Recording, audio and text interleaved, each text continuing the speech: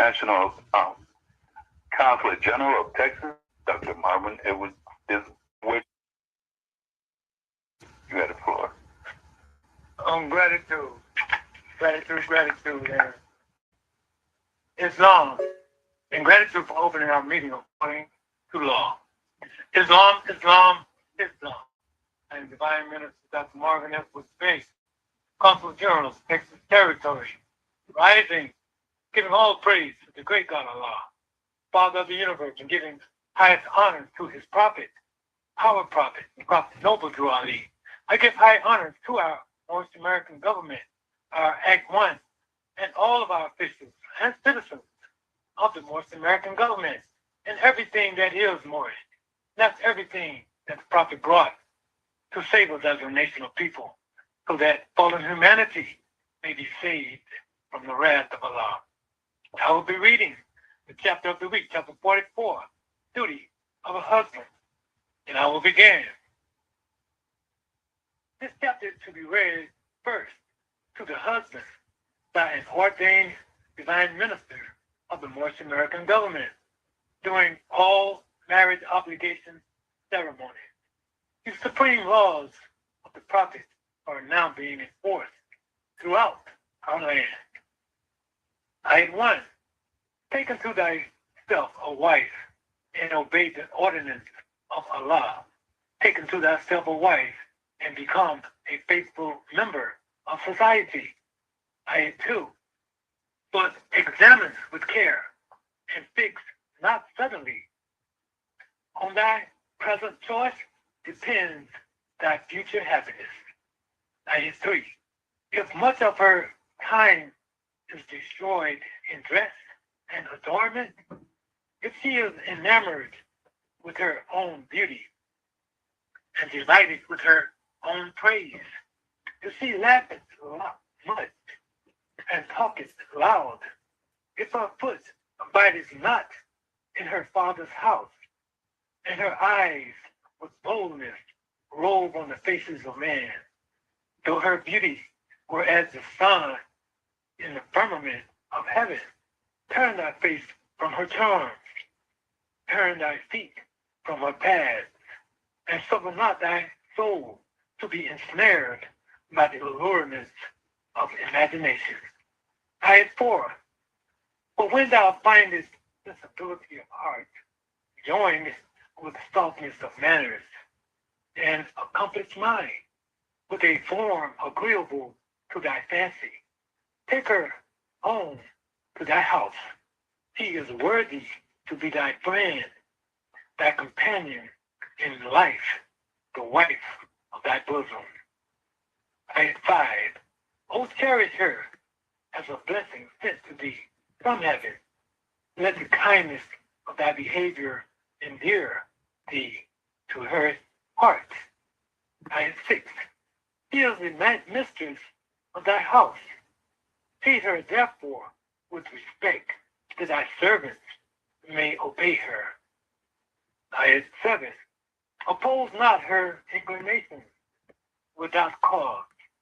She is the partner of thy cares. Make her also the companion of thy pleasures. Ayat 8. Reprove her fault. Reprove her fault with gentleness. Exact not her obedience with rigor. Ayat 9. Trust thy secrets in her breast. Her counsels are sincere. Thou shalt not be deceived. Ayat 10. Be faithful to her bed, for she is the mother of thy children. Ayat 11. When pain and sickness assault her, let thy tenderness soothe her affliction, and look from thee a pity and love shall alleviate her grief, or instigate her pain, and be of more avail than 10 physicians. Ayat 12. Consider tenderness. I shall consider the tenderness of her sex, the delicacy of her frame, and be not severe to her weakness, but remember thine own imperfection. Islam, Islam, Islam. I am Dr. Marvin Edwards Day, Consul General of the Texas Territory. Today's date is January 17th, 2026. We give honors to our national assistant, Grand Sheik of Morris America, Dr. Aku Heru Jahudi Bey, and honors, for the opening of our class according to law, and honors to Dr. Marvin Edwards Bey for the reading of our subject chapter of the week, chapter 44. Our host for tonight's Morris Perspectives class is our National Grand Sheik of Morris America, Dr. L. Moheji Sepeswell. His subject is Ayat 4. But when thou findest sensibility of heart, joined with softness of manners, and accomplished mind with a form agreeable to thy fancy, take her home to thy house. She is worthy to be thy friend, thy companion in life, the wife of thy bosom. And at this time, we will call to the floor our host, if he made it in yet. Oh, yes, he did. We will call to the floor our National Grand Sheik of Morris America, Dr. L. Moheji Sepeswell. Islam, God, man, you there? Unmuted. Islam, can you hear me, brother? Yes, sir. I hear you loud and clear. You're on the floor. Praise be to Allah. Islamism without the schism. But let us rise upon the seven within the unbroken circle of justice, mercy, love, and right, and give all praises to the great God Allah, Father God Allah, and honors to his holy prophet, honors to our holy prophet, Noble Drew Ali, Al-Hajj Sharif Abdul Ali, that is. We give honors to our Moorish kin once again, here, there, and everywhere, and therefore honors to all of you who are continuously honoring yourselves by being yourselves. We give honors to our Grand National Seal.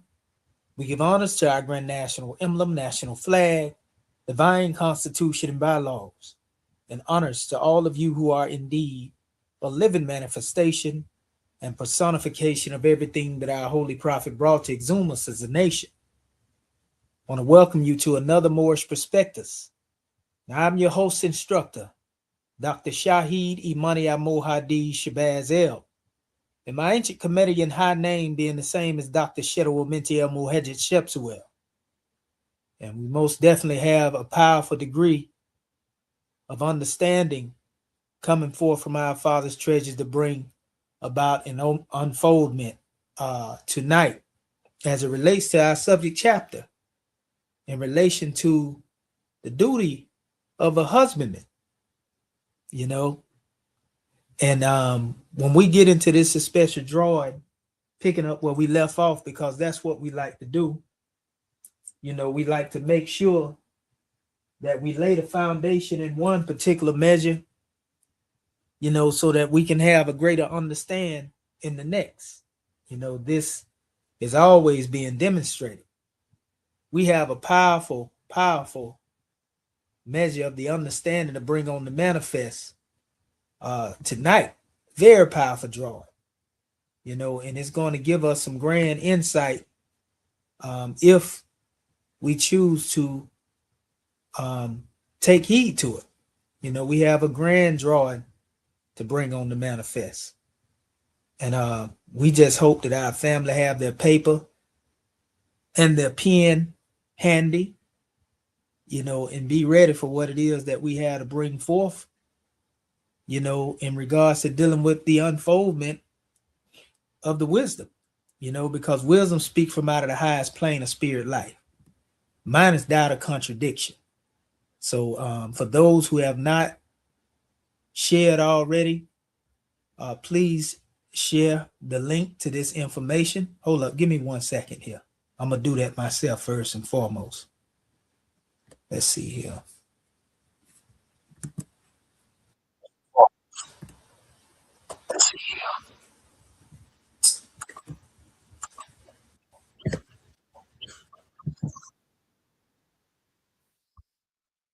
Okay.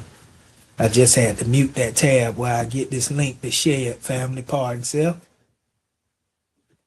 so it don't bleed through on my audio. Okay, which I know I got a little feedback, but that's all right. We are going to send this link out to our Moorish kin because we want to make sure that everybody can tune in to this grand drawing that we getting ready to bring on the manifest. Telling you it's going to be a powerful one, Moorish kin. Hopefully we'll be able to move a lot of cobwebs of confusion. We got a very, very powerful measure to bring on the manifest. So, like I said, make sure you share the link because we want to make sure all our people are able to tune in. Mashallah. Okay, so yeah, we have it. Okay, we'll do it that way. All right, let's see.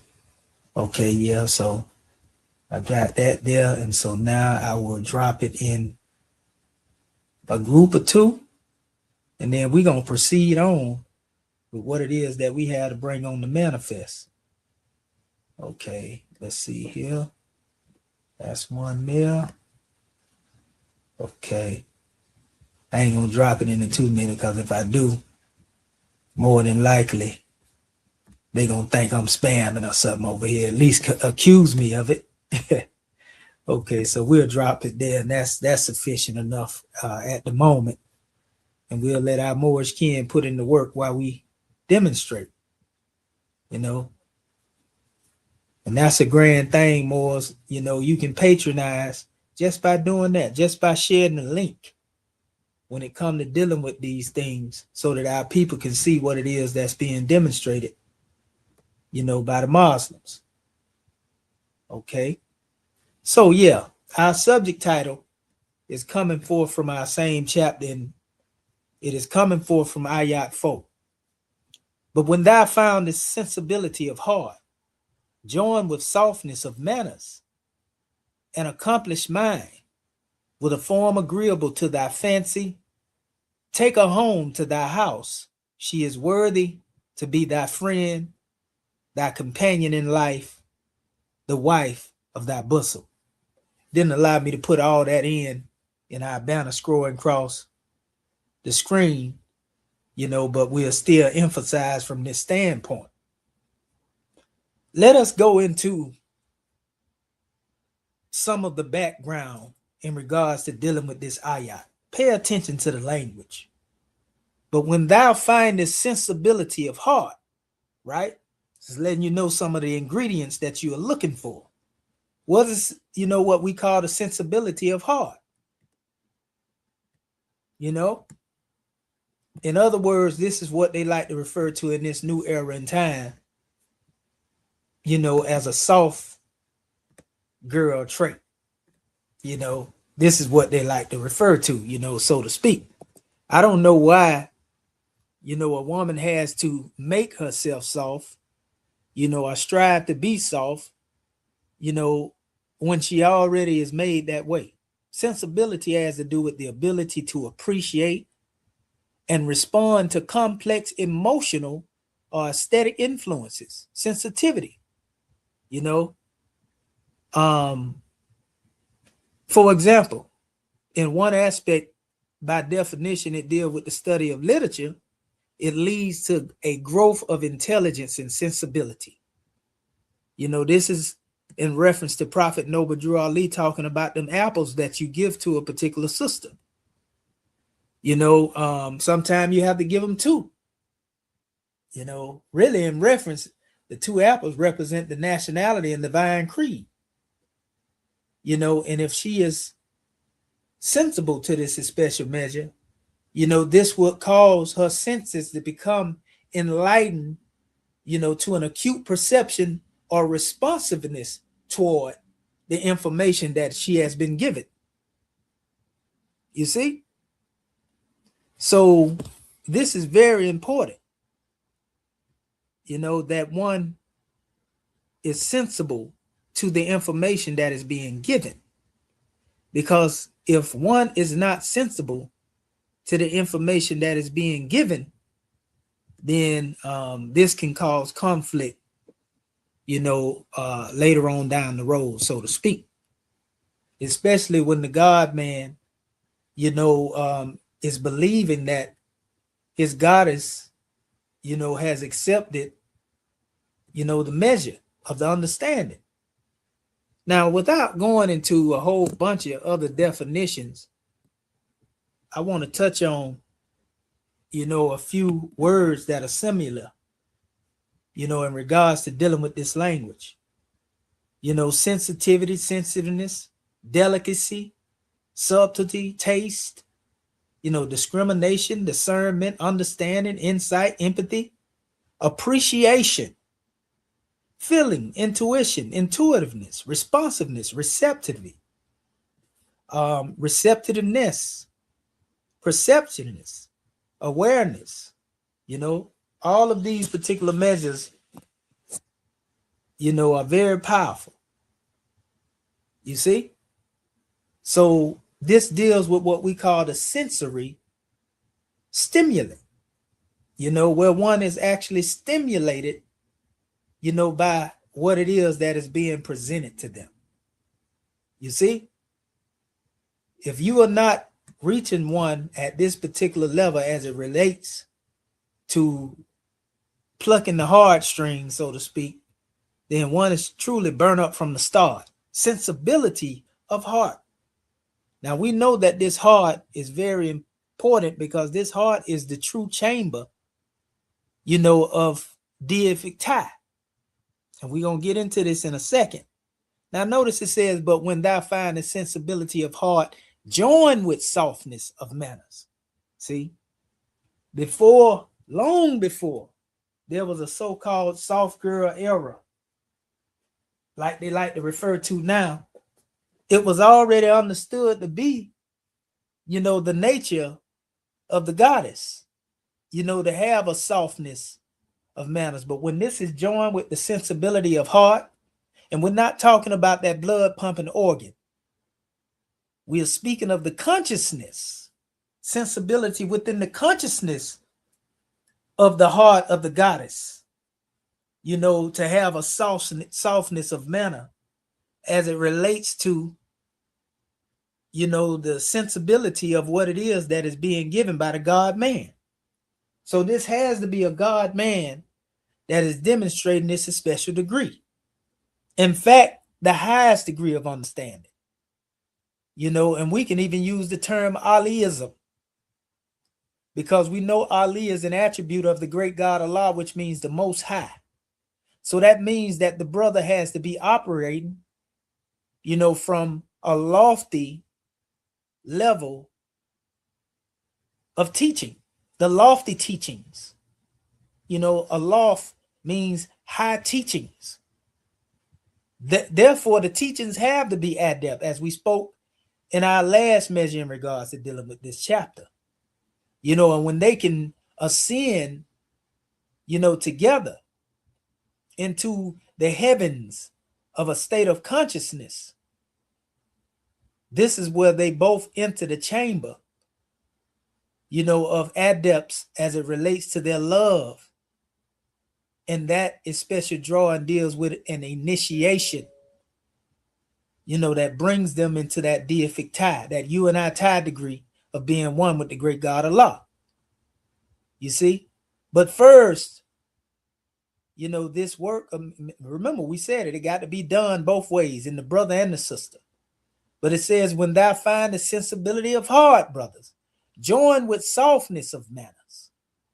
You see, not only being able to be receptive and acceptive of the truth, but with a softness of manners, not something that is forced, not something that is mimicked, in order to deceive, make one think that one is soft, and then the next thing you know, you're dealing with, that which man deems a living monster. But it says an accomplished mind. That's another measure. This means that one has already made up their mind about what it is that they want out of life, and what it is that they are seeking to accomplish. What they are seeking to accomplish, has already been accomplished. Like the prophet say, when he tell you that he was going to do a thing, it's already done. So, if this goddess has an accomplished mind based upon, what it is that has touched her as a result, of what she has received, not, how much wealth it is that you have, not, how handsome you are, nothing dealing with the manifest, but her very thought of, union in this matrimonial Hajj, will be dealing with the accomplishment in her mind that she recognized the God man within you. You see? And this goes back to the question, where's the nearest place you can meet him, sisters? In the heart. The same place where he had to meet his God, the great God Allah. He had to be asked that same question. Who made you? Allah. And we know he's the father of the universe. Where's the nearest place we can meet him? In the heart. So the brother would have had to first meet his God face to face, as the Grand Quran would say. Go into Surah 2, Ayat 112 and Ayat 115. And it tells you about, where it doesn't matter whether you turn toward the east nor the west, whichever soever way you turn, there's the presence of Allah. And the word used there is waj. And we know this goes back to Kemet, to the word wajet, which has to do with the inner self, the inner being, the God within. So man has to meet his great God within as a result of the lofty teachings that he has studied, the lofty teachings that has allowed him to unfold to be the God that he is. And moving forward, once he is able to do this, then again, he has to meet that goddess that has, reached that accomplishment in her mind where, she knows that the nearest place she can meet her husbandman is in the heart. She has to have a deific tie with the great God Allah. And that is preparatory, so to speak, for her coming into contact with her God man. You see? Automatically, if this demonstration is brought forth on a divine level of consultation, the sensibility of heart would be a natural way of thinking, joined with the softness of manners. Now, it goes on and it gives another ingredient. It says, with a form agreeable to thy fancy, brothers. With the form agreeable to thy fancy, that means that you agree with what it is that you see. Also what you feel. That which is sensible to your heart. What is this form though? Because we just look at, agreeable to thy fancy, and we keep moving with that. And we look over the fact that we are dealing with form. Now, most of the time in Islam, you will see a goddess and she is clothing herself or covering herself with a veil. And this veil is a symbol of chastity, but it has become a very much symbol, that has been looked down upon by sisters in the West, because sisters in the West have been taught, to be so free in wearing what it is that they want to wear, being uncovered and so forth and so on. Especially now, seems like every year they take off another layer, of the clothing that they do have. So they look at it as oppressive for a goddess to cover themselves up when they don't know that the symbol of the hijab, prior to ever being mentioned in relation to dealing with, the goddess or the woman, this is really a sacred veil of the great God Allah, and how he actually draws a veil about his truth, and he unveils this veil to those whom are deemed worthy. You see, when we talk about, this form that's agreeable to the fancy, in other words, one sees this as an adornment. One sees, her ways as a goddess, that she is actually decorated, ornamented. You know how you place ornaments on things and they enhance these things, are decorations, or decor, and they enhance these things. This is what the truth does to the presence of a God woman, a woman who truly knows herself.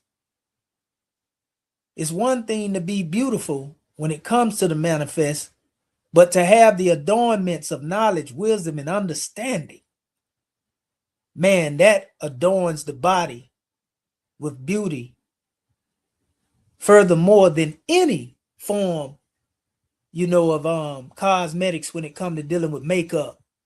Earrings or anklets can bring one, into maybe fragrance or whatever, that can bring one, into a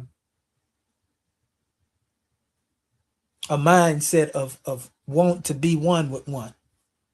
The truth, when you see a goddess that's humble, spiritually inclined, man, that just take the cake.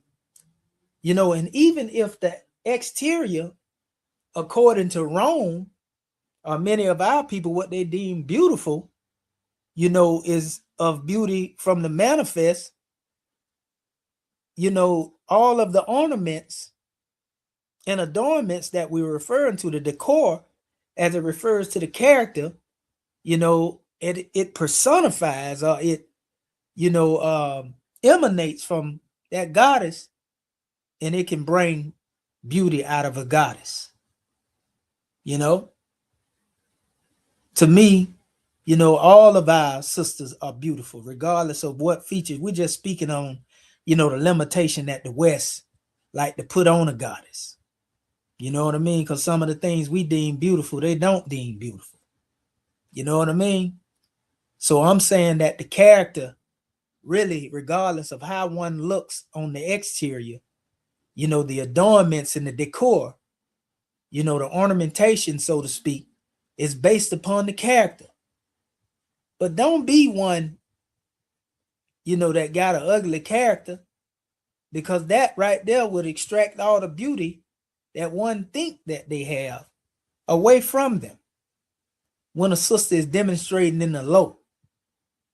And sisters, please don't get into, when we describing these characteristics, of thinking, oh, look how he talking about the sister. No, we're telling you what the characteristics are. And if you a goddess, then it don't offend you at all. Only one that is not in their higher self will feel offended by what it is that is being said here. You see, we given a description. Now, whether or not you fit that description, according to your thought pattern, that's not for me to decide. I'm just giving, the breakdown according to what the prophet has brought. You see, because, a lot of time, anytime a brother mentioned characteristics of a sister, no matter how,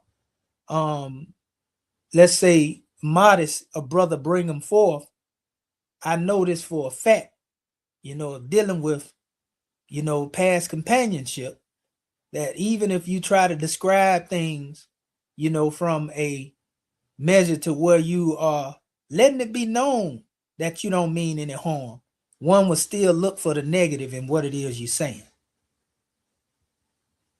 So the key is, in regards to dealing with what I was referring to, talking about the fancy and the adornments, let's go back to the drawing with a form agreeable to thy fancy. What is this form? We are told that the higher self is spirit clothed with soul, made in the form of Allah. So this is what we are looking for in the goddess. And this is what she should be looking for in the God man. The higher self is being referred to as spirit clothed with soul made in the form of Allah as it relates to the husbandman. But this is not a measure of gender dominancy, because the higher self is also called the harmony of virtues, the mother of virtues in the harmonies of life. You see what I'm saying? So it goes both ways. That's that ish and isha degree. So when we talk about a form agreeable to thy fancy, that spirit clothed with soul made in the form of Allah, this goddess, being a spirit and a part of Allah, is clothed with the soul action of thinking, reasoning, willing, understanding, and remembrance that is agreeable to your fancy, brothers. And it's the same thing, goddess. You know, this brother, which is your husbandman in his higher self, is to be a form agreeable to thy fancy, being a spirit clothed with soul made in the form of Allah. So again, neither one of you are looking into the physical of each other and getting caught up in all of that. See, that's the only form that will be agreeable to the extent that where it will be a successful union between, you know, the bond, the matrimonial hajj, the deific tie. Deific will is what unite the brother and the sister. Allah has to be the adhesion that brings about a cohesion between the God man and the God woman. If there's a pyramidal triangle, if we want to get into sacred geometry, wisdom speaks from out of the highest plane of spirit life. Man has to have the will to manifest that love to his God woman. Wisdom, will, and love. That's the love triangle. Allah is the pinnacle of that love. And man and woman represent the 2 points that must not only ascend and meet each other, but they also have to come to each other in a horizontal line of divinity that becomes the line of divinity that unite them in this special matter of what we call a matrimonial hajj. Want to make it plain now. So it says now, but when thou findest sensibility of heart, join with softness of manners, and accomplish mind with a form agreeable to thy fancy. There it go. Y'all already know. Take her home to thy house. Now we look at the house as being, you know, the physical place. That is true. But the first house that you have to take her home to, brother, home is where the heart is. Again, this is the nearest place that you can meet the great God Allah. When you can take her there with the teachings, with them 2 apples, you know, giving her nationality and divine creed, and then letting her know, based upon the holy covenant of the Asiatic nations, that the children of one father provided for by his care in the breast of one mother have given you so. You see? And we go on. We already know how it goes. This is what it means to take her home to thy father's house, to thy house. You see? In the teachings of al-Islam, you will hear about Prophet Muhammad ibn Abdullah taking his journey through the 7 heavens. This is really his initiation at the behest of the angel Jibril. So Jibril takes him up through the 7 heavens, and they end up in a place that is known as Sidrata Muntaha, the lote tree of the utmost boundary. And it is here that it is expressed of what we call the house of Allah. Bayatul al-Mamur. And that's actually spelled in most cases M-A, and then we have M-O-O-R, Mahmur. That ain't strange. Beatul al-Mamur, the house of Allah. So take her home to thy house, because thy true house is the nearest place, brothers, that you met Allah, in the heart. This is where, as a dweller of hearts, like they say comedically, Abu, you being one who dwells in this particular house, you can now invite her into this special house. And this becomes her home. This is the true home of stability outside of any physical structure, to the extent where this sister has the sensibility of heart with softness of manners and accomplished mind. There's nothing on the manifest that will shake her foundation to the extent where she will be willing to leave this special house or sever the tie which Allah has joined. And neither will you. Everything can go bad on the manifest. Be it you lose unemployment, brothers. For a little period, it may not be long, but just a moment. But we know this is a lot of times in the West, the deal breaker and the seal breaker. But if one has rooted themselves, within that home, which is the heart, the nearest place that both of you have met your God, nothing on the manifest can destroy or break that union. So at the seventh heaven, Beata Mamur Sedrata Muntaha, the lote tree of the utmost boundary, we call it the crown chakra. When you're thinking on this level, when you have been taken up above the sun, moon, and stars around the almighty throne of Allah, same place.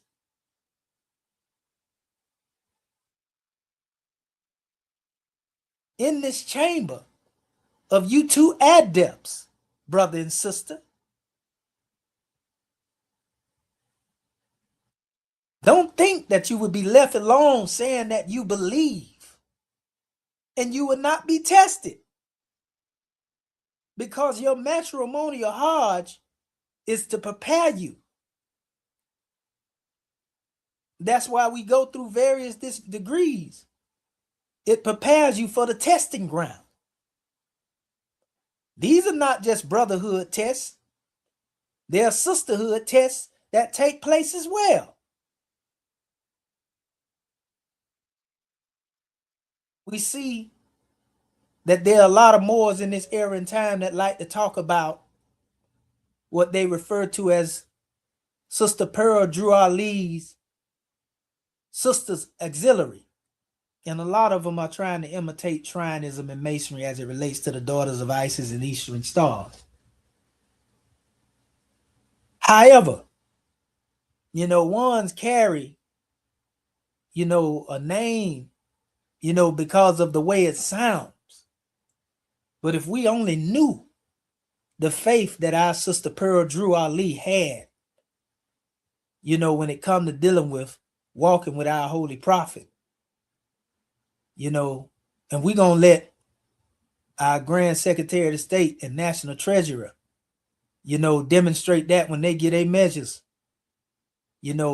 as we come forth and call on our officials, because they met the sister, so to speak. The chairman met the sister. So outside of creating, an organization that's supposed to revere her character was exactly what it is that we are explaining here. See? There's a such thing, the chairman say, I wouldn't wish for polygamy on my worst enemy. Some of our brothers have a hard time dealing with one sister, less knowing 2, 3, 4, 5. I have a measure that I refer to as intellectual polygamy, where you can actually demonstrate, a spiritual marriage just by demonstrating the law with the goddess. And you don't have to be in no relationship or intention of being in a relationship, but you demonstrate, giving one the teaching, just as you would give it to your particular God woman. I call that intellectual polygamy, without actually going through a form of rite ceremonies and a physical marriage.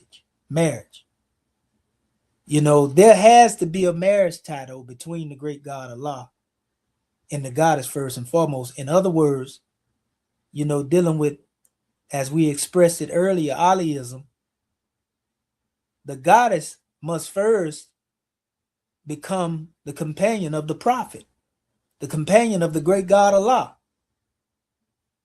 before she can become that form agreeable to thy fancy.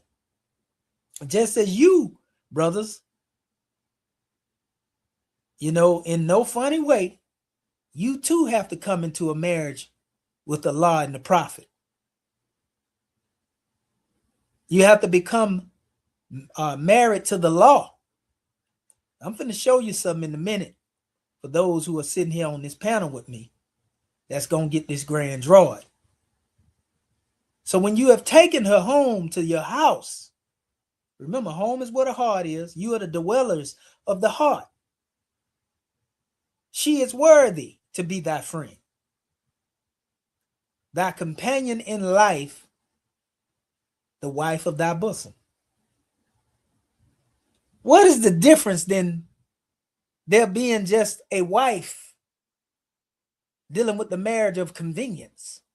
In other words, just so you can publicly say that you are united in a marriage tie, and all the while there are nothing more than hellacious conditions on the manifest, as opposed to being the wife of thy bosom, thy companion in life. The only way it can be the wife of thy bosom is if this one is dedicated, or you have accepted this one as your companion in life. That means all of your life. That has to do with the immortal virtues of the soul, the same ones that are bred through the mother virtues and the harmonies of life. Justice, mercy, love, and right. They have to be at the root. Symbolically, that's why you hear me say, I rise upon the seven within the unbroken circle of justice, mercy, love, and right. We're talking about the virtues of the mother. The breasts of one mother have given us suck. This justice, mercy, love, and right symbolically represents the soul. The spirit, as it relates to our symbolism and our ensigns, represent the 5-pointed open green star with love, truth, peace, freedom, and justice above it. That's the consciousness of the spirit that has been clothed in the immortal virtues of justice, mercy, love, and right, the soul.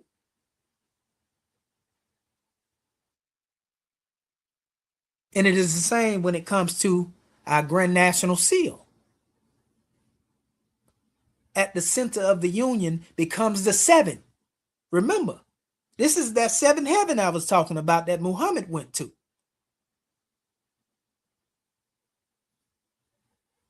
This is where you two together become the circle seven made manifest as flesh divine. Isha.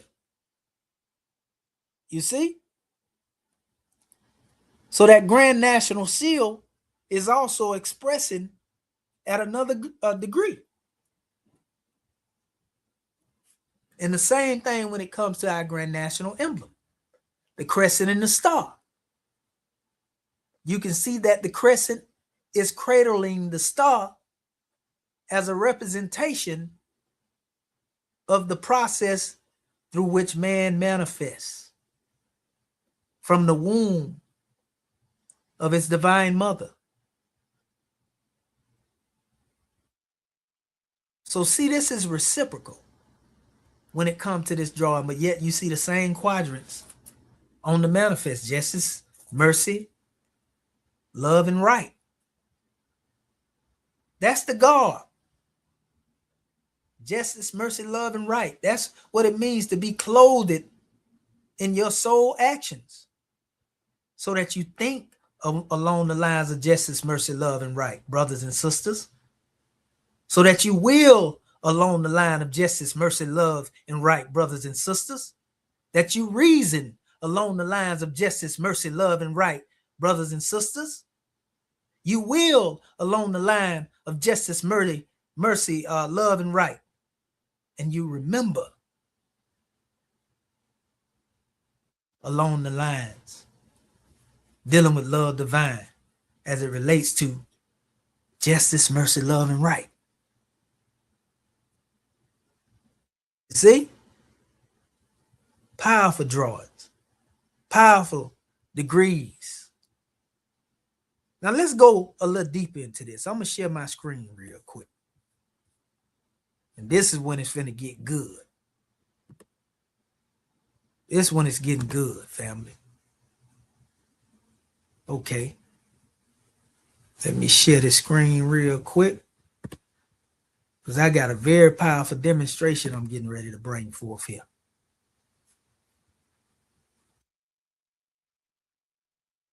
Look like it's going to let me put that image in there.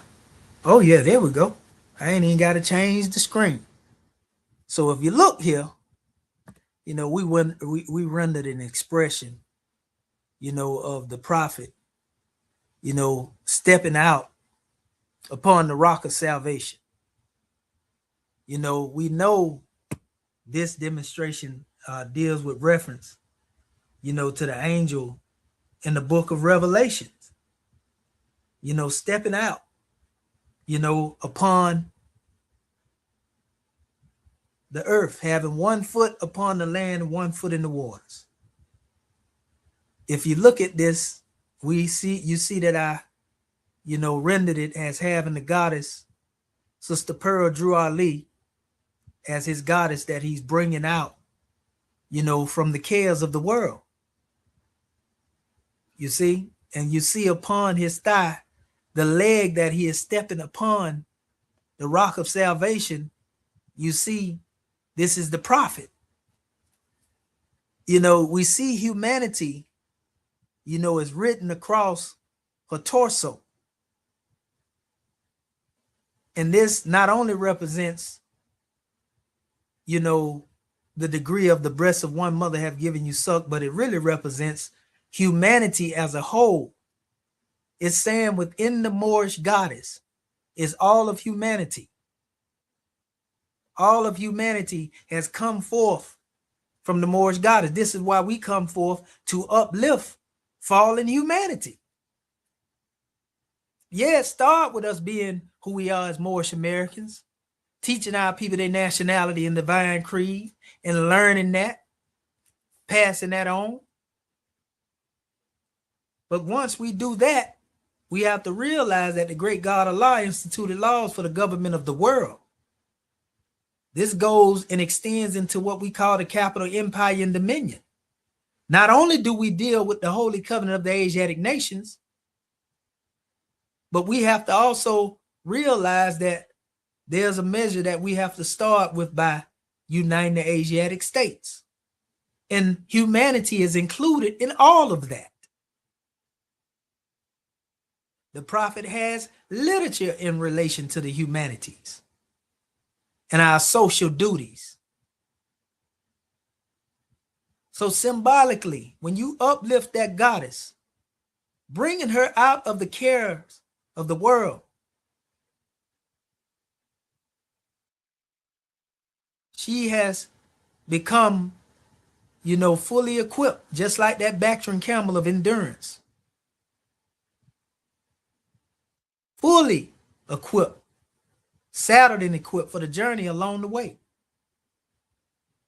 So the prophet comes forth uplifting the goddess and all of humanity and coming to step upon a solid rock of understanding, which is really salvation.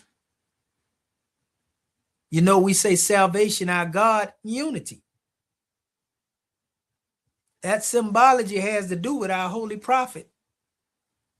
He himself is the rock of salvation. That's why you see Prophet Noble Drew Ali stepping forward with his right foot upon that rock of salvation, and you see that his left foot is still in the waters. Upon that rock of salvation, when he steps forth,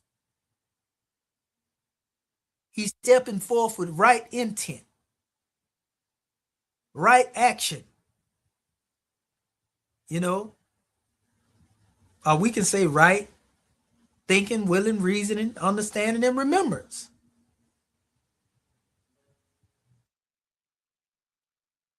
That path of rightness in the teachings of Buddhism is called the golden path of Buddhism. Well, we know our prophet left his footprints clearly cut. This is a very sacred image that has been produced in relation to dealing with our questionnaire 101s.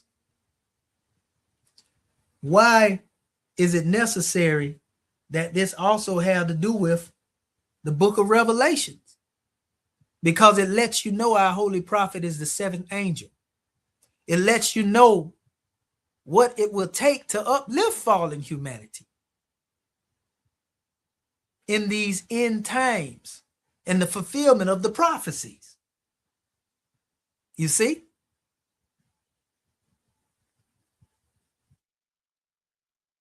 And it takes exactly what we described a few minutes ago. And there's something else that really goes unnoticed in regards to dealing with this imagery. And it has to do with the mantle or the garb or the sheik's robe that the prophet has on. This automatically connects this imagery to another image that we have that is present, you know, within our Moorish literature. And I'm actually referring to the image, you know, that we see where the prophet is actually standing within the law. I'm going to show it to you in a second. Let me stop sharing this real quick.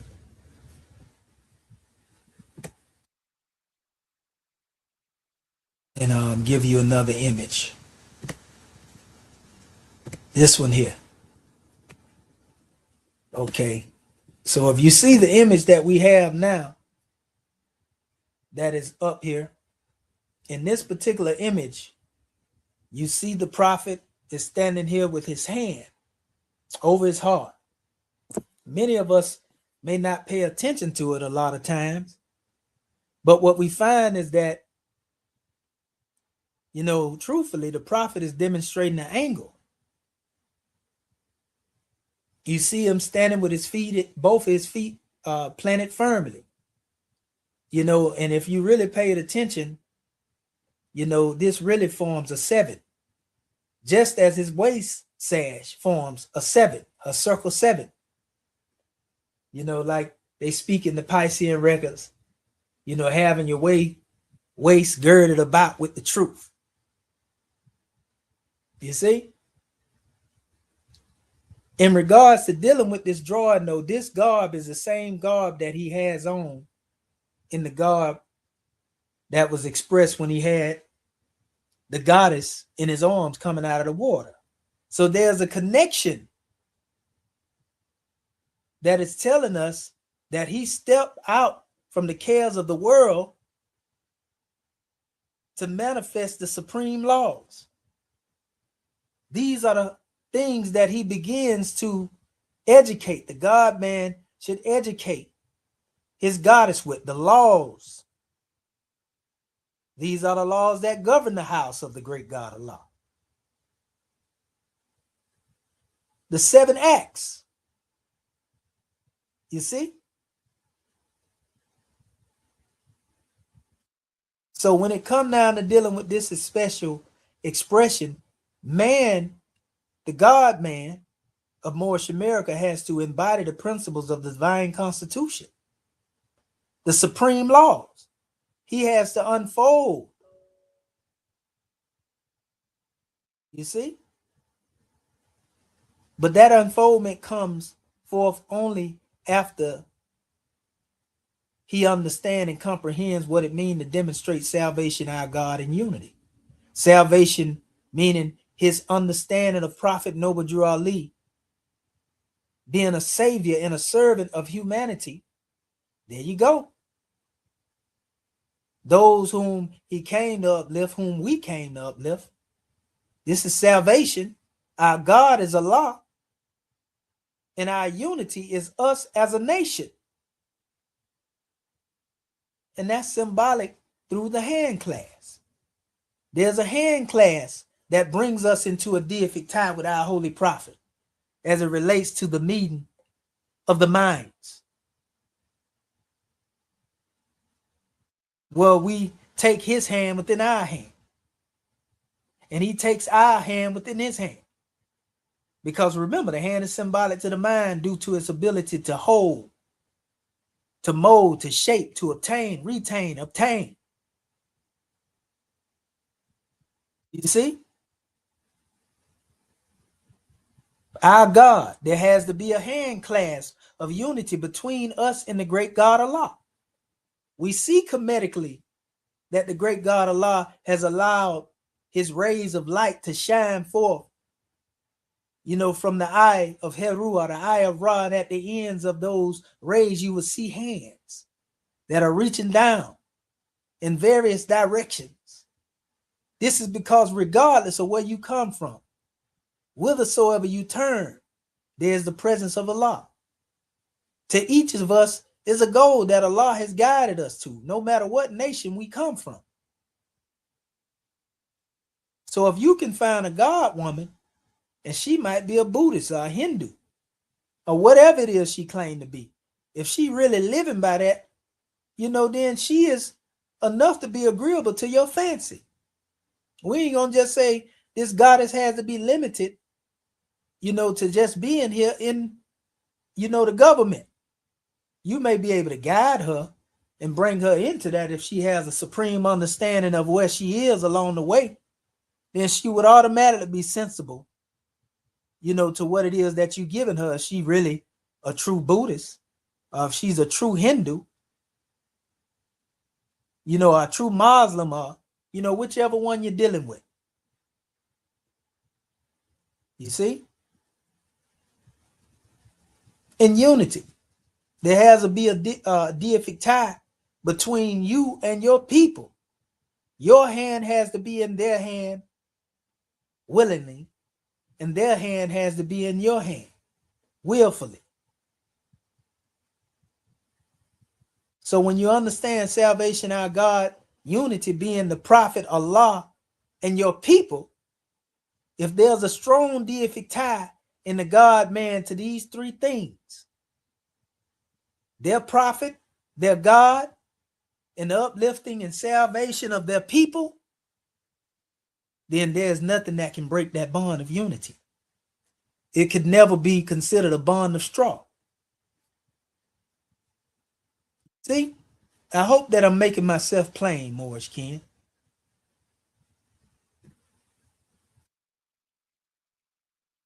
I want to show you something. We're going to go back to the image that we had up here originally so you can see it again. Hold up. Let me see here. Yeah, this image right here. Again, representing, the prophet again stepping out of the cares of the world onto the rock of salvation. It's been a lot of controversy that has come up behind this special image, because somebody is always trying to find, just like with the Moorish Holy Quran, somebody is always trying to find a situation where they can come up with a gotcha moment, just to have an excuse, to go against what it is the prophet has brought. And so you have those running around out here hollering, oh, that was a plagiarized image. The prophet got this image from the Aztec. So we finna dispel this myth right now. And I went over this before, but I'm gonna show it to the people that hadn't seen it. And I'm gonna give you some background because there's some good background in the information. Let's go. Give me 1 second here. I'm gonna share my whole screen again. We got to make it plain, family, because these little partial measures like this is what caused a lot of our people to go astray.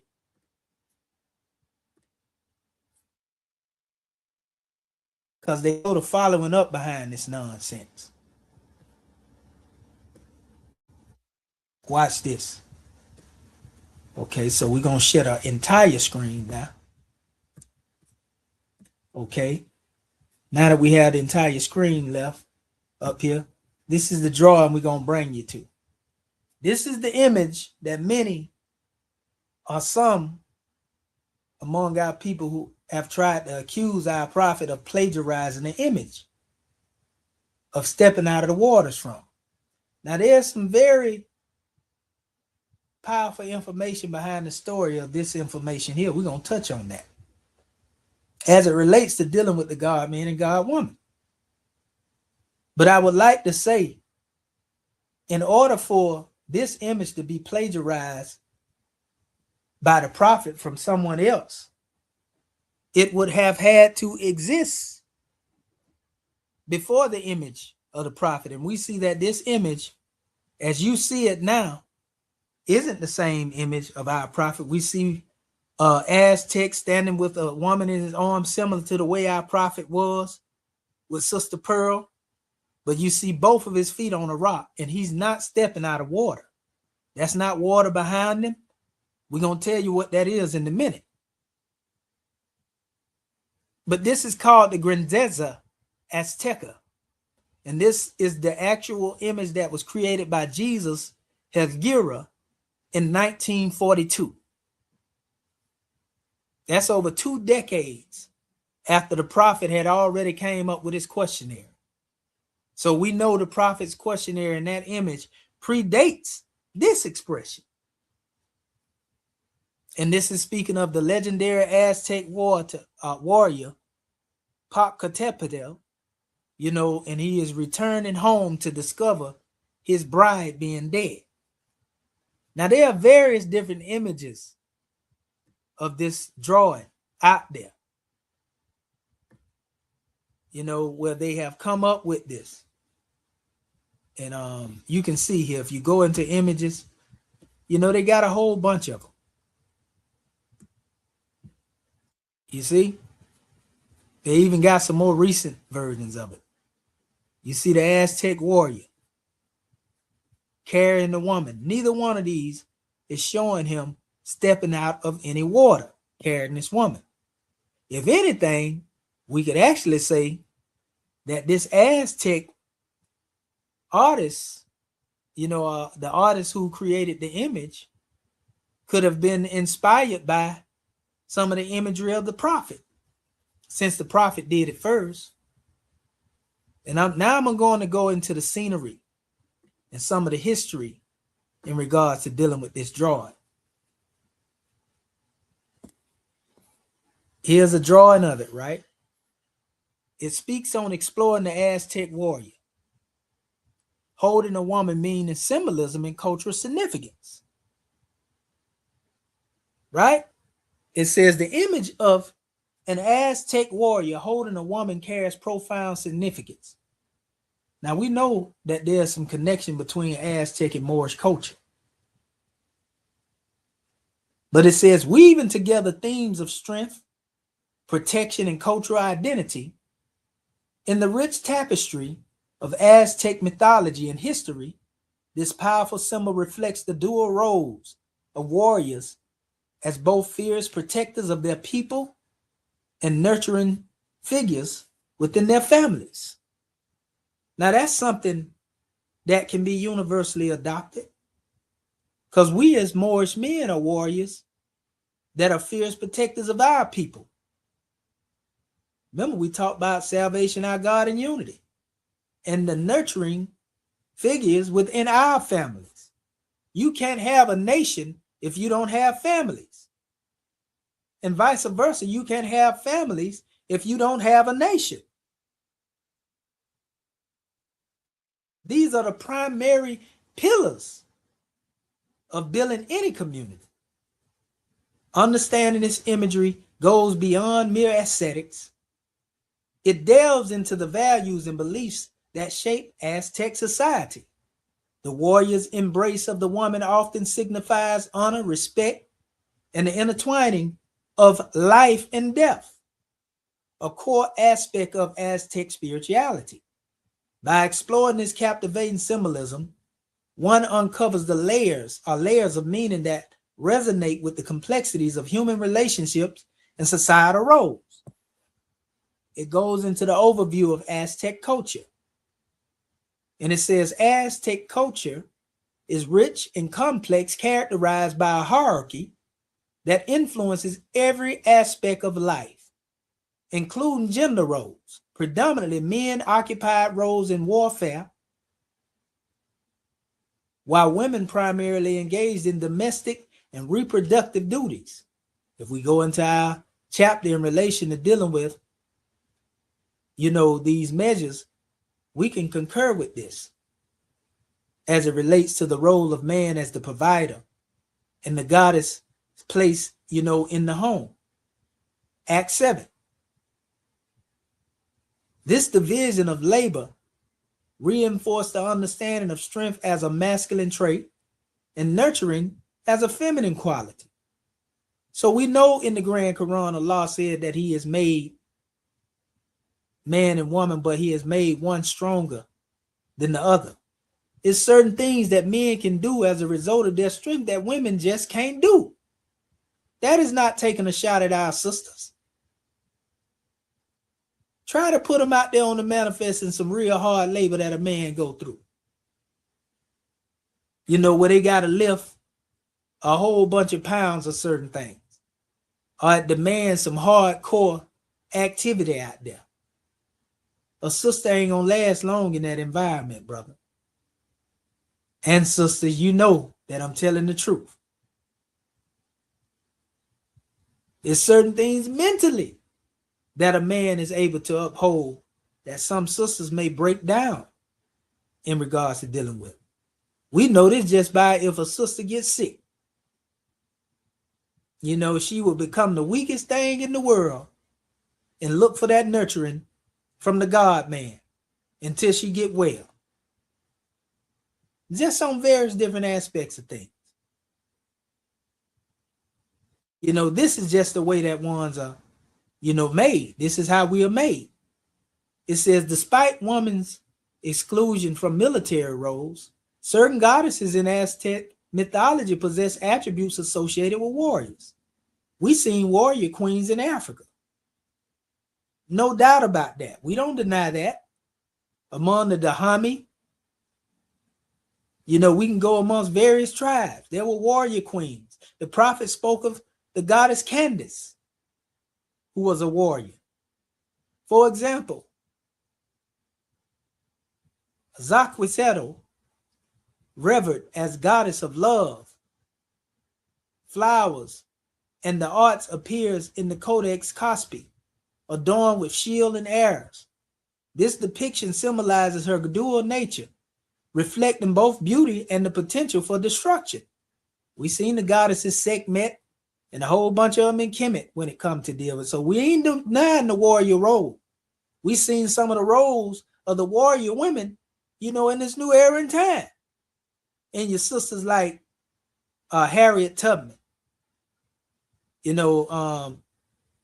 our beloved goddess and queen Rosa Parks, Sister Betty Shabazz, Sister Coretta Scott King, and a whole bunch of them. Angela Davis, all them sisters that had the spirit of warrior. Sister Frances Cress Welsing. We can go on and on now. So don't think we ain't going to give it up. The representation underscores that even in male-dominated society, women hold significant cultural power. The European knows this even now. In fact, where the brother has been pushed into being in the background, it is now, the jig is up, that there are some sisters that are on the front line for our people, and they still got a love for that potential God man. We have seen some in social media that just come out and say, brothers, we just want you to know, melanated men, that we love you. And we know how this system has, plotted, to keep us divided, and so forth and so on. Well, some of our sisters that are ignorant, that have fallen victim to the system, have been weaponized against the brothers. You see? So it goes both ways.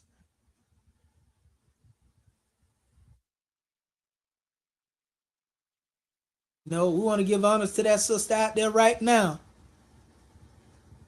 And may Allah protect us. Sister Jasmine Crockett. Sister speaking truth to power. And this is why I say, no matter where they come from or what time it is, it's always one that come forth charismatic, that's able to get the people. You ain't seen too many prophets or prophetic spirits come from the European. I ain't seen them yet. Outside of Joseph Smith, who claimed that he was one, or maybe a John Brown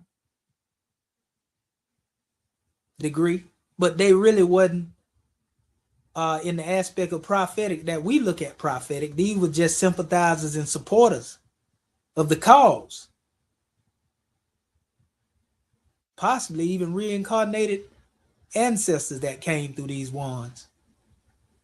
But it says the mythological views within Aztec society explain relationships between men and women through narratives that often intertwine themes of love and conflict. Figures frequently find themselves at the center of these stories, embodying ideas that elevate their roles beyond traditional expectations. The mix of martial proudness and feminine qualities contributes to a richer understanding of social dynamics within Aztec culture. This is why we say the truth is the only thing that would never contradict another truth. In this context, the image of an Aztec warrior holding a woman transcends a simple portrayal. It embodies themes of strength, protection, and intertwined nature and masculinity and femininity. Aztec spirituality interlinks of life and death, resonating in their art and stories. Such depictions signify not only the warrior's role as protector, but also his responsibilities within familial and societal structures. The cultural significance of these interactions reflect a worldview where honor and respect guide relationships. Each element portrays a complex interplay, emphasizing the warrior's dual role as both a fierce defender and nurturing figure within his community. This duality reveals deeper meanings behind symbols, illustrating how Aztec society valued interconnectedness in relationships between genders. In Kemetic teachings, there was a measure of what we call co-regency, just as like we do here in the government. We don't place the sisters in the back room and we in the front room saying that they can't attend what it is that we demonstrate. They on the front line. We've had sister sheikesses in this government. Just as in Kemet, there were female pharaohs. So this is the only government in which brothers and sisters can live and have a meiotic balance in the share of power,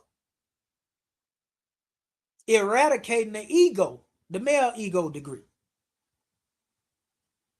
Aztec art showcases profound symbolism, particularly in the depiction of warriors and women. These images reflect cultural values, belief, and dynamics within Aztec society. The role of the warrior figure in Aztec culture symbolizes bravery, loyalty, and sacrifice. How many of our brothers in the MBC mindset demonstrate bravery, loyalty, and sacrifice? We've seen a lot of cowardice on the manifest with the MBC thought pattern out of their ignorance. This ain't to attack our people. We just telling the truth. We've seen a lack of loyalty where they would turn on each other. fight each other tooth and nail. And we seen a lack of self-service, where one is selfless and willing to sacrifice themselves, but they will sacrifice their people just to get ahead. But Papakati Petal, as they call him, the celebrated warrior, exemplifies these attributes through his deep commitment to honor and love. Key aspects of his role include his valor, and it manifests in his willingness to engage in battle. No, we don't look for conflict, but if we have to stand up, and give our very life blood for our people, then we have it in us to demonstrate that on a level of fortitude. Not being so selfish where we are trying to preserve ourselves, because we want to enjoy the pleasures of this life when you can't take the pleasure with you. Represent military strength and honor amongst the Aztecs. His promise of winning is a Tlaxcalte's hand after victory reflects the intertwining of personal and martial aspirations. Upon discovering his beloved's death, after all of that, he went to war, and his father was the one, the girl's father, the sister's father, was saying that he could have his daughter, if he come back whole after the war, and he came back whole after the war, which means he was successful in the war, but the goddess was unalive, so to speak. And that's why he had her in his arms. But he went out to fight the greater cause of his people. And that's a grand sign, because we don't know, brothers and sisters, when it is that we may have to transcend. So if you have to transcend, brothers, and you had a good God woman, want to give honors to our National Grand Sheikh Emeritus in relation to his God woman. We were given a degree that our National Grand Sheikh Emeritus, was trying to go see, go to the resting place of that God woman. That's a powerful degree of love. But one is able to hold fast even in the absence of the other. Our sisters, if you become widowed and the brother is gone, you can hold fast. Even if you end up going into a transition with another God man, you would at least be able to recognize the characteristics of what a God man is. You are under the protection of the previous God man and what he taught you and what he instilled in you, so you can possibly uplift that God man and place, the God upon him that was on you through the immortal virtues that you've been taught. So this measure dealing with transformation into a volcano embodies the depth of his grief and eternal love. That's what it is said. And the volcano is what is behind him. And it symbolically erupts in his grief and eternal love for the goddess that had passed form. So there was not water behind one, but there was a volcano behind this particular brother. That's what makes the difference between the imagery of the two. One is really dealing with fire and one is dealing with water. Where our prophet said, after the fire, I'll be your water, even though this image came later. But these are two different elements. After the fire of the pitfalls and the hells that brothers and sisters have come through, brothers and sisters, the prophet has become your water. Purification process now. And taking you out of the cares of the world to stand upon a solid rock. The hearts and minds have been purified with love, and the bodies have been purified with the waters of the knowledge, because waters and knowledge is synonymous in the Arabic. The brother and the sister symbolically demonstrate one of the universal pillars of Al-Islam, what we call wudu, where you purify your eyes, your face, from all that which you have seen. that has caused you to grieve, that has been an expression of hellacious conditions in your life, where you purify the ears from truth and falsehood strangely mixed or untruths, outright untruths. This cleansing process, you purify the mouth from the things that you may have spoken, the language that you used prior to the prophet coming. He said he forgave you for everything you did before he came. See?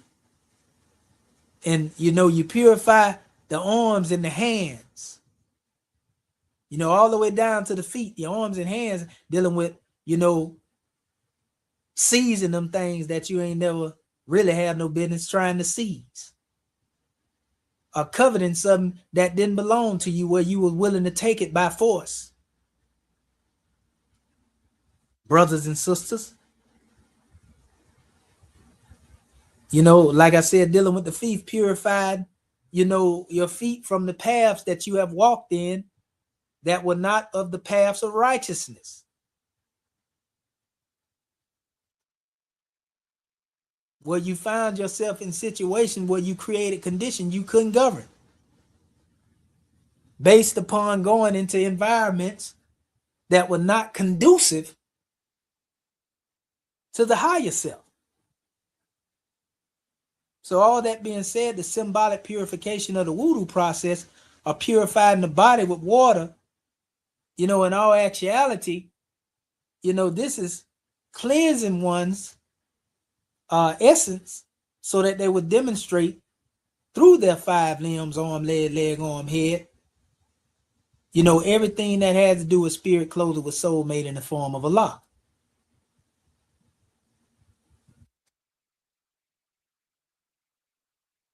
And in retrospect to that, if one is not demonstrating on that level in their thoughts, their ways, their acts, and their deeds, then their 5 limbs will surely bear witness against them, mentally, physically, and spiritually.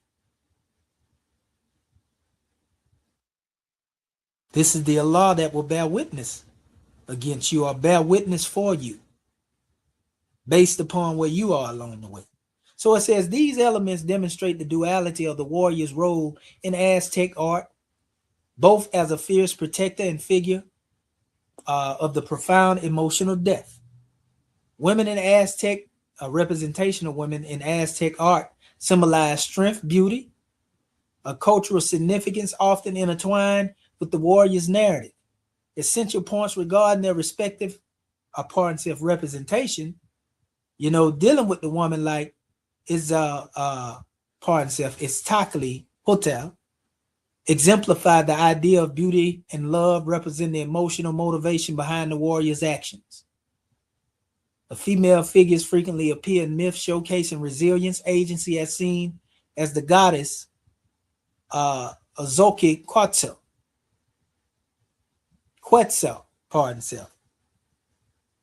It says, who embodies both martial and nurturing qualities. The symbolism of women holding position besides warriors highlights their importance in the cultural and spiritual landscape, challenging traditional gender roles. These representations reveal a nuanced understanding of gender dynamics, illustrating the interconnectedness of warriors and women in Aztec society. It goes on, it says this legend in the historical context, emerged during the Aztec area predating the Spanish conquest. A courageous warrior loved the princess and daughter of a powerful chief, and the chief tested, worthiness, sending him to war and mandating that he must return victorious to marry his daughter. During his absence, a deceitful nobleman spread false rumors of the warrior's death, which caused, the goddess to succumb to grief. And this narrative illustrates the tragic consequences of love intertwined with honor, loyalty, and the societal expectations of that time. This is a powerful demonstration. It just constantly goes into him being a protector and showing the roles between the two. You can do the research, but I want to open up the floor now, to our Moorish kin so that they can give their measures in regards to dealing with this information that we put out here. So though that image did not predate the image that was brought forth by the prophet, the story, of the image that they have, it sits in line with what we talk about, in regards to dealing with, the relationship between the God man and the God woman. So want to open up the floor in regards to dealing with this ayat. But when thou foundest sensibility in heart, join with softness of manners, and accomplished mind, with a form agreed to thy fancy, take her home to thy house. She is worthy to be thy friend. And not only does it state friend, it states also thy companion in life, the wife of thy bosom. So star 6 your phone, Moors, who want to come forth and demonstrate their measure. Islam.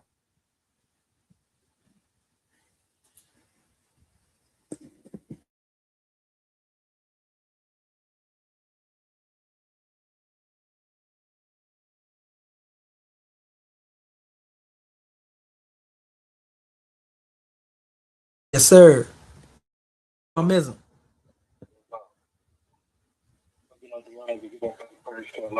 Prophet. I've been great doing it for gospel. Flag seal of my divine constitution. That's with angels, Bucky, different alike. It's all the Moors, both the other ones that speak out and honesty for this class as well. As to the one flag government and our grand chief American. That your companion is, they say that's going to be one of the biggest decisions you make, one of the most, and it's going to either be at your benefit or come be at your detriment. And I don't think this is beat enough into our heads, in as infants. Because a lot of times we go off of what our eyes or what your other senses tell you. And you go off with that, and even if the vibe is right, go off of what that tells you. But if we were to focus on our future, most NBCs, even let's say NBCs, we all at that stage at one point in time, have short-term memory, and we only plan for the week, the weekend. We don't plan 5-10 years down the road. So a lot of the choices that we make, we are, I hate to say it like this, a lot of people may get mad, but we act like dogs when it comes down to our future. We go off our senses and not thinking about the future. Hence the reason, brothers, if they ain't fighting, killing, or in a sexual act, or they're not, the opposite role with sisters. And I think that if we get back to the value of,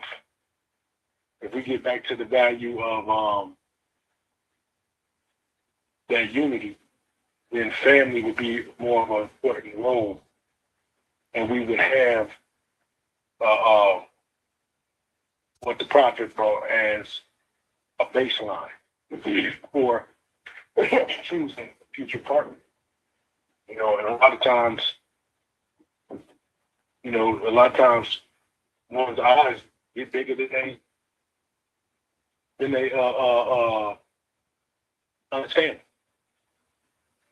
and we don't fully take that time to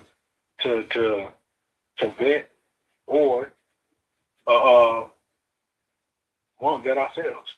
I remember feeling like younger, wanting to be loved,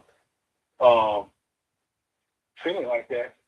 But then, I was put in situations where I was isolated, so one had to grab that love for himself. Because I realized, it was at some point that I realized that you can't give somebody something that you don't have. You can't give somebody an understanding that you haven't even thought about. You know what I'm saying? And to understand love, you're never gonna fully understand love because it's a vast situation, and then me comprehending what the everything in life for me is not at my detriment; it's for my benefit.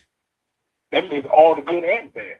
So imagine it from that standpoint, and you're being prepared or prepped. You know what I'm saying, for what's to come. You know what I'm saying? And picking and choosing that one. That means you have a unconditional, everything about you is unconditional. It's not based off of anything but that. And that's the hardest thing for our people to realize, because we look at each other and we always got to get something out of it. But when we look at our fellow man, we don't got to get nothing, because they stick.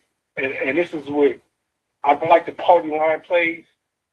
The people try to use, because the Democratic Party promised us a whole bunch of stuff that have never delivered. But we got, what I'm saying, in that same token, the other side has too. And they really haven't even played about how they felt. You know what I'm saying? So it's like we got to realize that in what somebody presents to us, are they measuring up to the words that they say? Or is the word and the action consistent? Or are they in a state of cognitive dissonance? And most of our people, due to the fact of being in survival mode, causes the cognitive dissonance. And it's rampant because we don't have the same infrastructure of nationhood as all the other nations of the world. So we view that we instead of looking at each other as even not in a marital, margin, but we don't look at each other as brothers as companions. You know what I'm saying? We view each other as enemies because we trust each other. Same thing with our business. Like you were saying, only good enough to pay for something. You know what I'm saying? And in that, that's why I'm glad we have the government, because we're teaching what it is and what it takes to pick up a nation. And we know a nation takes family. Now we know a nation takes family. And building what a family structure is. And that's why it's important, and that's one thing I'm going to tell the young people. The most important choice you're going to make is the woman who choose to build a life. Same thing with the guy. The most important choice you're going to make is the man you choose to lay down with or build a life with, however it is. Because that's going to be your rise, or that's going to be we got to start thinking about 5, 10, 20, 30, 40, 50-year plan, not just for ourselves, but for a nation. But when we thinking in about making a choice for and they say financially, and I'm only speaking about this because it shows that the union of a man and a woman on the same page, your finances blooms when you're married. You know what I'm saying? So if you both are holding true to the, the pure nature of what marriage is. You know what I'm saying? And in that, we got to look at a 5, 10, 15, 20, 35-year plan for not just your family structure, but for the nation as a whole, because that is rooted, the nation as a whole is rooted in the family structure. And it all starts off with the man and the woman. You know what I'm saying? And man being both educated and equally yoked. With that, leads to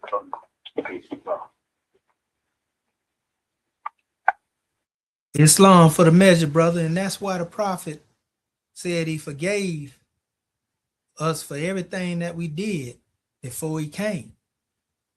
And so the things that most of our people have been demonstrating prior to knowing what a man and a woman is, our husband, And wife is, we didn't know nothing about that till we came into the supreme laws of the prophet. So the unions that ones came into prior to, and that they didn't last as they should, then one has the lessons now in order to become a blessing to each other. And I also encourage our family, because we're not fanatic when it comes down to dealing with wordplay. Look at the works, because I believe that this sister is most definitely a prophetess, that a lot of our people have overlooked when it comes to relationships between our brothers and sisters. Very balanced mind, Ma'adik. And I'm speaking of our sister Shahrazad Ali, with what she wrote concerning the black man's guide to understanding the black woman and the black woman's guide to understanding a black man. And we already know, like I say, we ain't tripping on fanaticism when it comes to the word black. I'm talking about the information that the sister put in the books as relates to dealing with how our sisters and brothers can better relate to each other. I don't think nobody out there, and all of those who are now trying have been inspired by that goddess as far as the work that she has done all the way up to now. She's still doing it, trying to, that has been her measure. And she has done it with power, clarity, and authority. Islamism without the schism. Is there any other more who would like to come forth and exercise their fire? Islam, brother. Islam. Consul General. Well, we hear a sister, so we're going to hold you back real quick, brother, and let the sister come in here. Sister Anna Jean, Swinson Bay, that's you? Oh, Sister Saket. Okay, sorry about that. Kind of faintly heard you. Islam.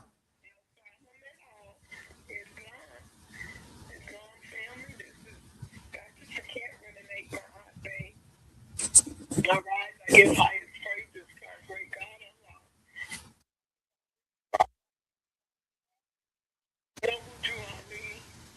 I give honors to our Moorish American government flag.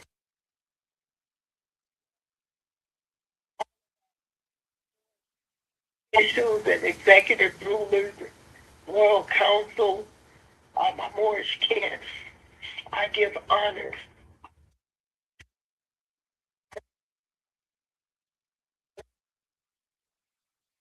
To Minty Amu Hashem El for this divine Moorish perspective class tonight. And I give honors to everything Moorish. I give honors where honors are due. Those that spoke before me and those that will speak after me. This is a grand demonstration once again, as always, coming out of our Moorish Holy Quran, chapter 44, ayat 4. But when thou findest sensibility of heart, joined with softness of manner, and accomplished mind, with a form agreeable to thy fancy, take her home to thy house. She is worthy to be thy friend, thy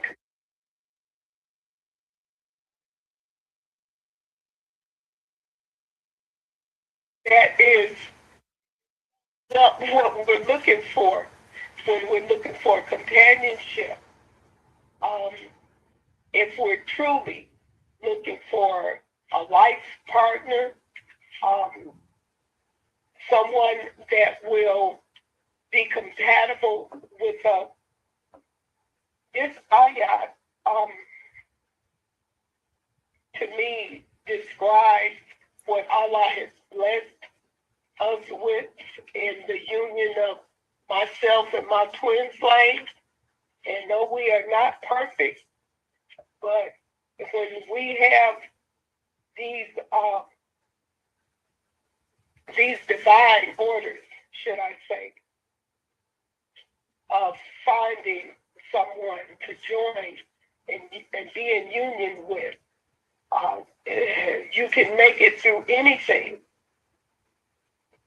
When you find a sensibility of heart, we have nowadays ones that don't have that, don't care about the heart or anyone else's heart.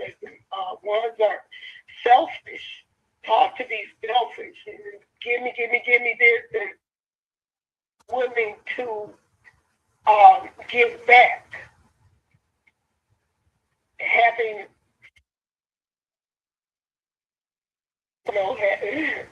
ones that don't have manners anymore. Ones don't care. I mean, it's the same thing. Sensibility of heart and join with softness of manners. Just be it knowing when to say things, when not to say things. Uh, just having a form agreeable and English mind, of course, wanting to learn, wanting to have knowledge, and of course being attractive to each other. Everybody is not attracted to the same thing. So, it made me think about one of my brothers. Once thought that his wife, he wondered why is he with her? Because, to others, she wasn't pleasing to the eye, but she had the best heart, and she was the best mother, the best wife, as far as I could see, and was always welcoming. And what I summed up when this ayat talks about having a wife of thy bosom, and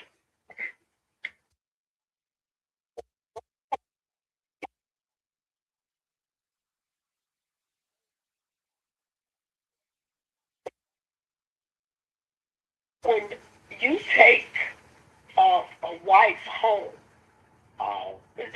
when and nowadays, some wives bring a husband home. They may already have a house, but you're expecting, to me, a wife of thy bosom, a wife of thy heart, a wife trust. You're bringing that wife home, expecting that wife to be peaceful, bring peace into the home, to make you happy, to be comforting and nurturing, and we're completing each other. We're understanding one another, and even at times when you don't understand each other, you try to get an understanding.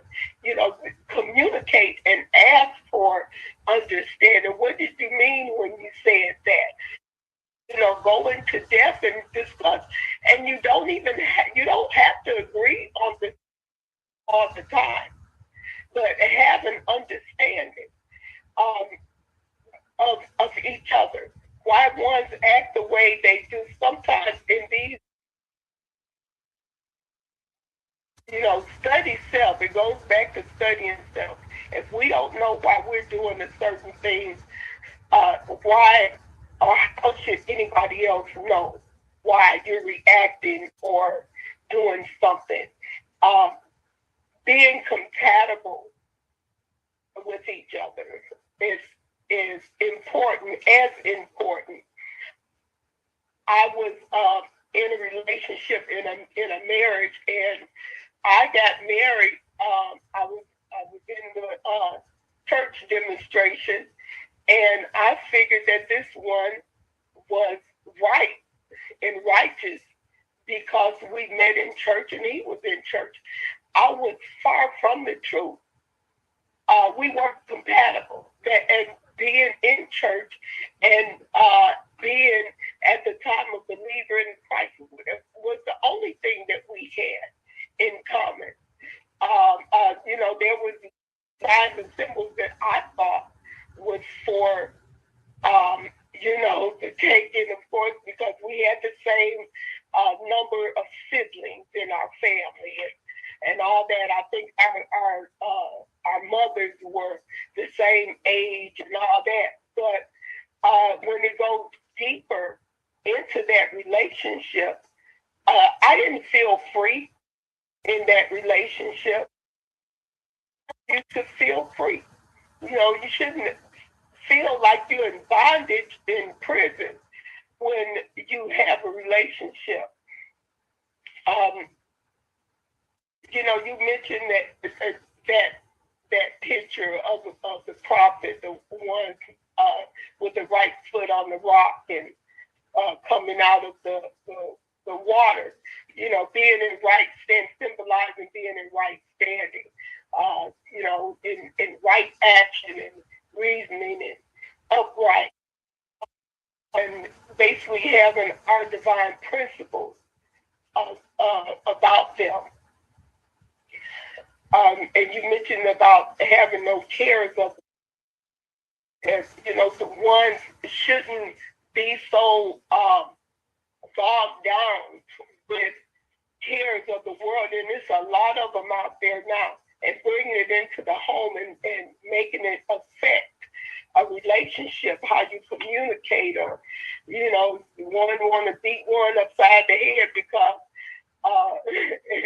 like in sports, one team lost the game or something like that. When you taking one home to buy a house, that means a lot.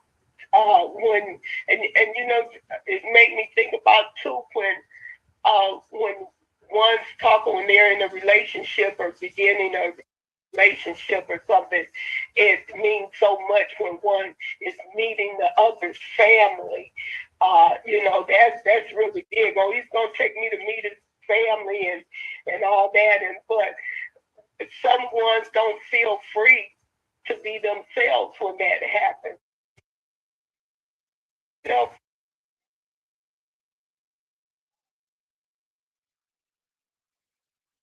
One should,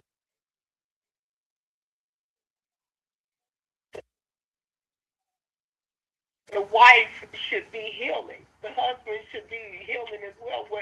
What I'm saying is on both parties. Just want to feel like they're protected. The wife has a certain extent of protection too. Not the same as the husband. The husband is a provider. That's on his mind most of the time. The provision of the family, the strength of the family, the head of the household. Um, the wife, when she comes home, or when you're in that relationship, in that marriage, when one can't see, she should be his eyes. When one can't hear, or and for example, me and Judy, we have a different hearing. We hear different pitches. I hear high pitches. He hears low pitches. And, so we complement each other. When I hear something, he may not hear it. And definitely, we found this out because there was a cricket in the house one time. And the cricket was so loud to me that it sounded like it was in the house. But he couldn't hear that cricket. So we complement each other's hearing even. We should be one another's cushion when one feel like they falling or don't feel like both of us are retired now, but when there was a time when I was working, when I came home, I felt comfortable. I felt warm, so we should complement each other's weaknesses. We should be the strength when one is weak.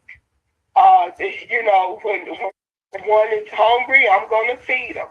And it should be a soothing relationship when one is aggravated or irritated.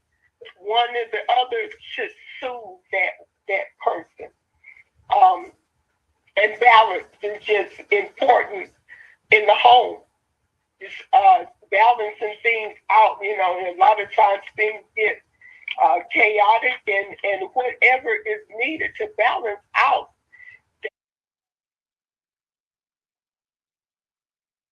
that, we should do whatever it takes to make that home peaceful and bring about understanding with each other, and make each other comfortable and welcome. And we should, anyone that comes to the home should feel welcome. They should feel loved, and that's most important. That we keep our divine principles out front and in each other. And when one enters the home, they should feel that. And that's my measure. Gratitude for the opportunity, gratitude for letting me go before the brother. I don't know who that was. Peace and love, family. Islam. Grand class. See. Islam, sister, we give honors to you for the drawing. Praise be to Allah.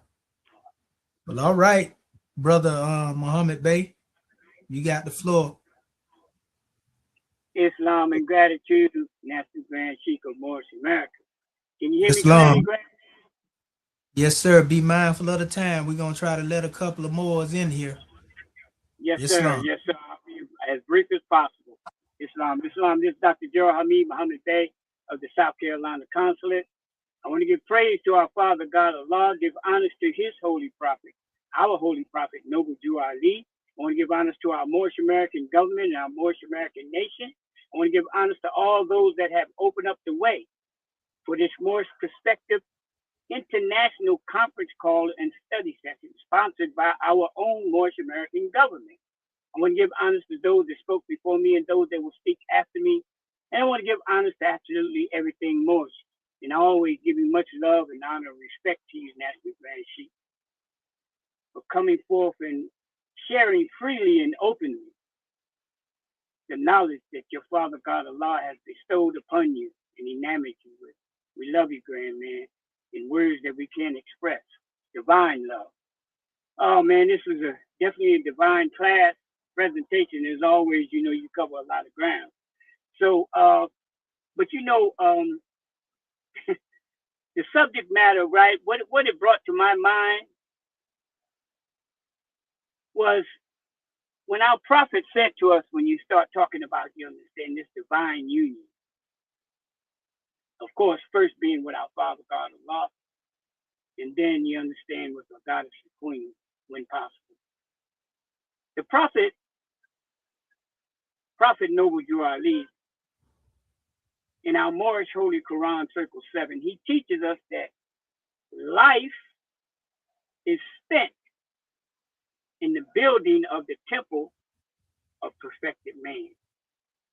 So what I got from the presentation that you put forth tonight is that when we as men, and even as our goddesses and queens, because this isn't just applicable to the brothers, like you stated, right? This is beyond the physical aspect of things, even though you understand we live in a society that projects that when we're seeking or even thinking about, you understand,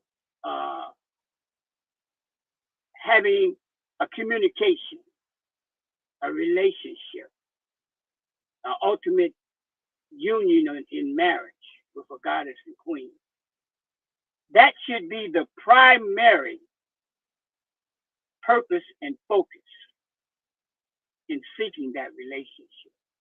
This is what I got from that. Because see, everything else that we learn about in this society deals with those things that have a beginning, therefore they will have end. Not that they don't matter, but they have to be put in the proper perspective, in the proper place. Because if the union comes together based on, well, the brother got this and the brother got that, you know, he can get me this and he can get me that, and vice versa. What happens to the relationship? What happens to the union when those things outside of the spiritual foundation are taken away? In most cases, the relationship is going to fail. We're not saying that to be negative. We're talking about the subject matter. You see? So this is what I got from your presentation, God, man. That a relationship, whether it be with a goddess and queen, or even with our brother men, our brotherhood, the sisterhood, it should be based upon, oh, can you assist me? Will you motivate me? Will you correct me in terms of us both attaining to the highest plane or degree of spirit life as we try to depart out of the flesh and ascend unto our Father God Allah. Islam and gratitude. Thanks for letting me share. I just wanted to share that part. Grand magnanimous class, grand man. Peace and love.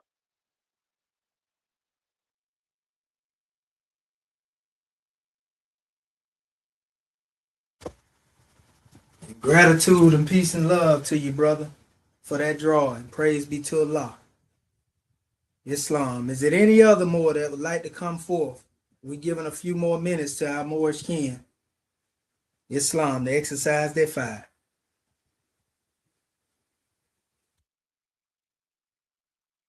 Islam.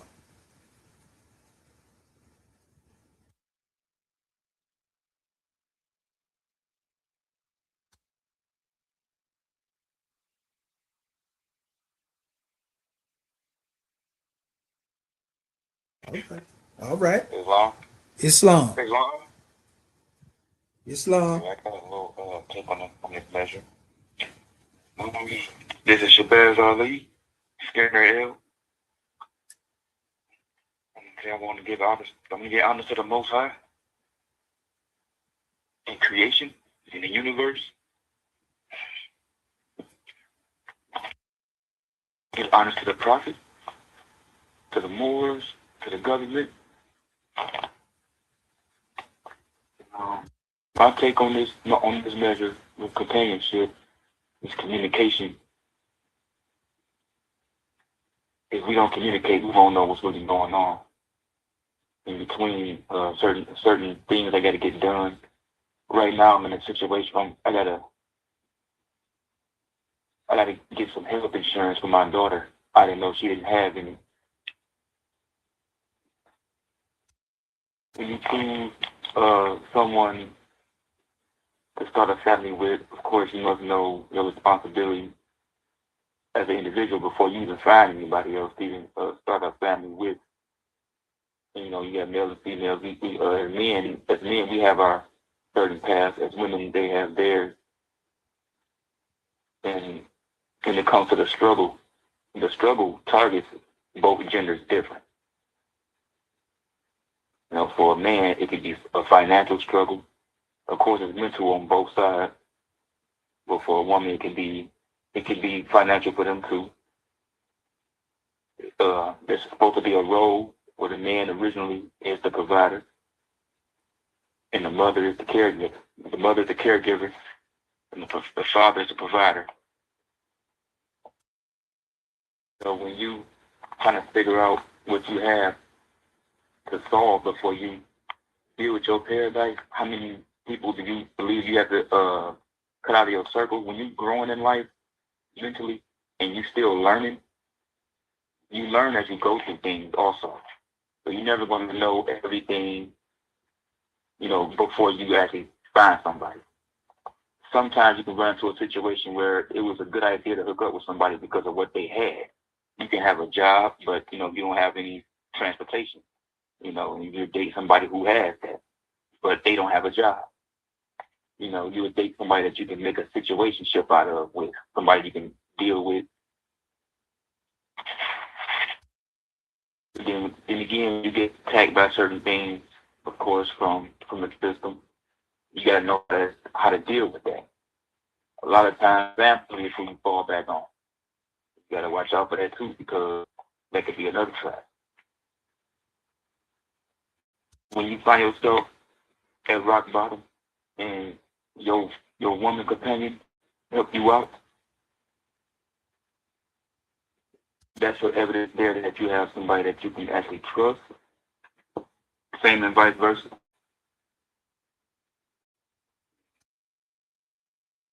When it comes to children, that's a bigger problem because the system can actually come in between the two parents sometimes.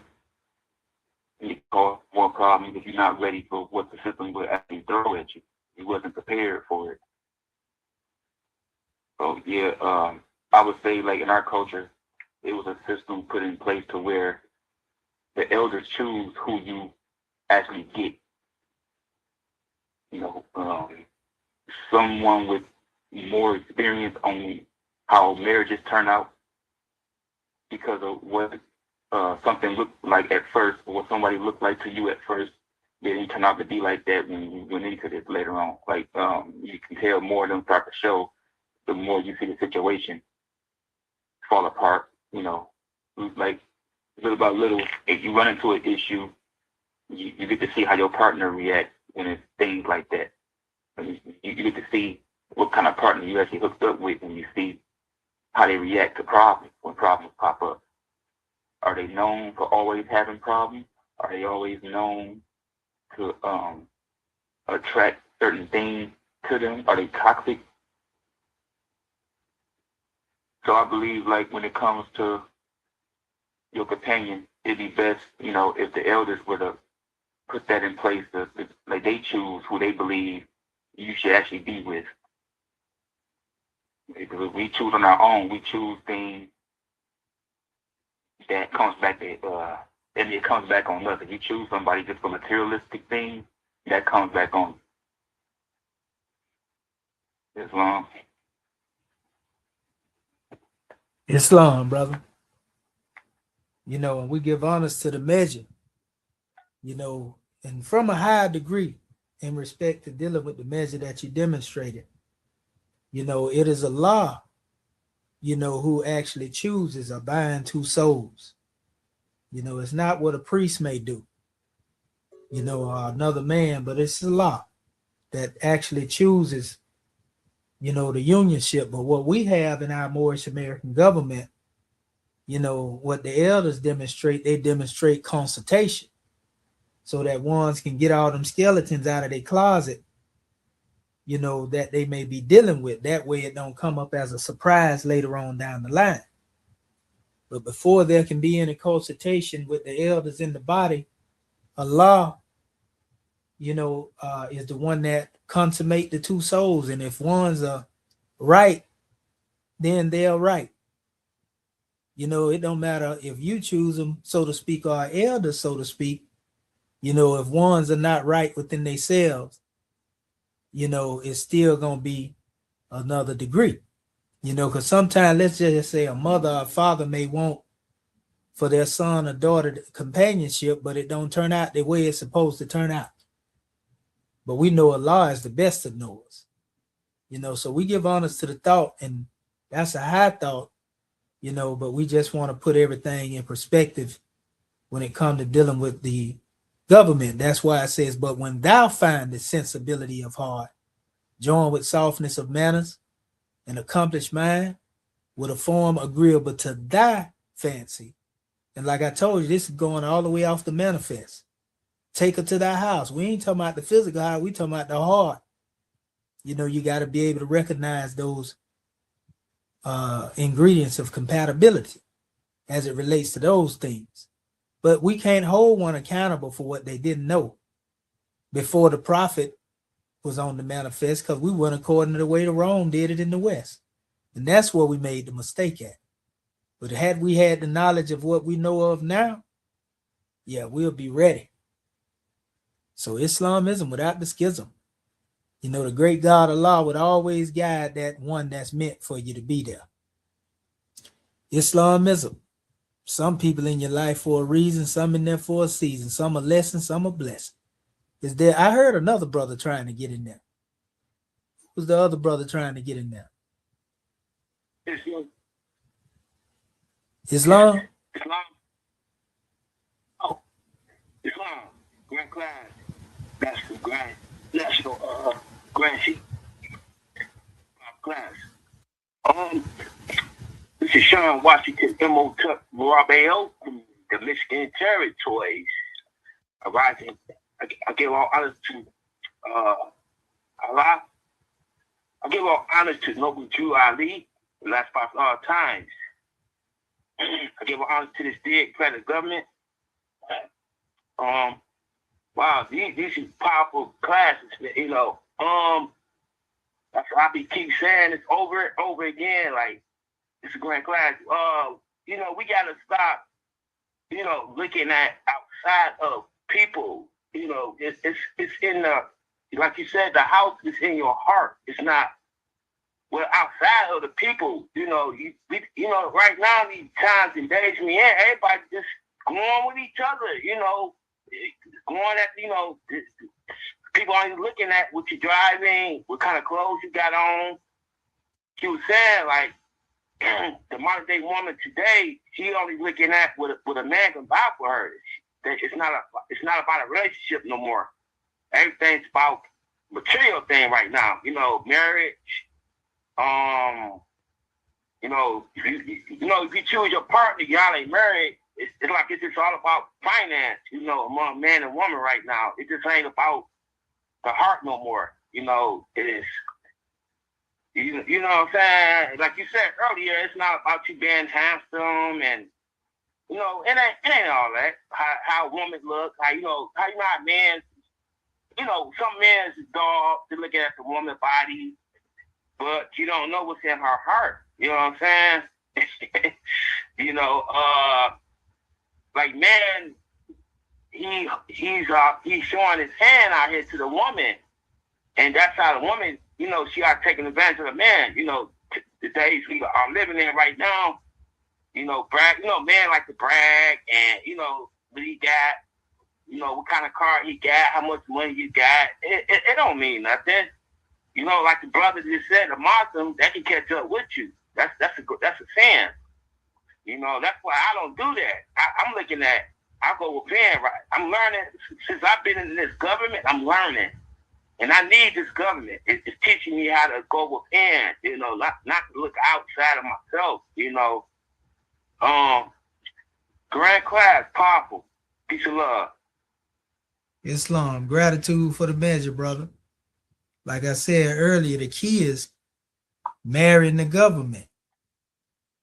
And this ayat go both ways. You know, even though we are talking about what's necessary for a brother to identify the ingredients in a goddess, you know, it deal with the brother too. She got to be able to identify these ingredients in the brother, that sensibility of heart and, you know, that form agreeable to her fancy, not the physical. I told you, you know, it's spirit clothed with soul made in the form of Allah. Nothing wrong with a brother having softness of manners as well. You know, that's the problem now. You got some individuals that think they got this gorilla mind mentality, you know, where they just gonna force a sister to be submissive, and that ain't right neither. You know, one ain't gonna see you as their friend and their companion for life, you know, if you demonstrating on them particular levels. You see? So, Islam, is there any other more that would like to come forth before we go to our officials? Islam, Brother Marvin Edwards Bay.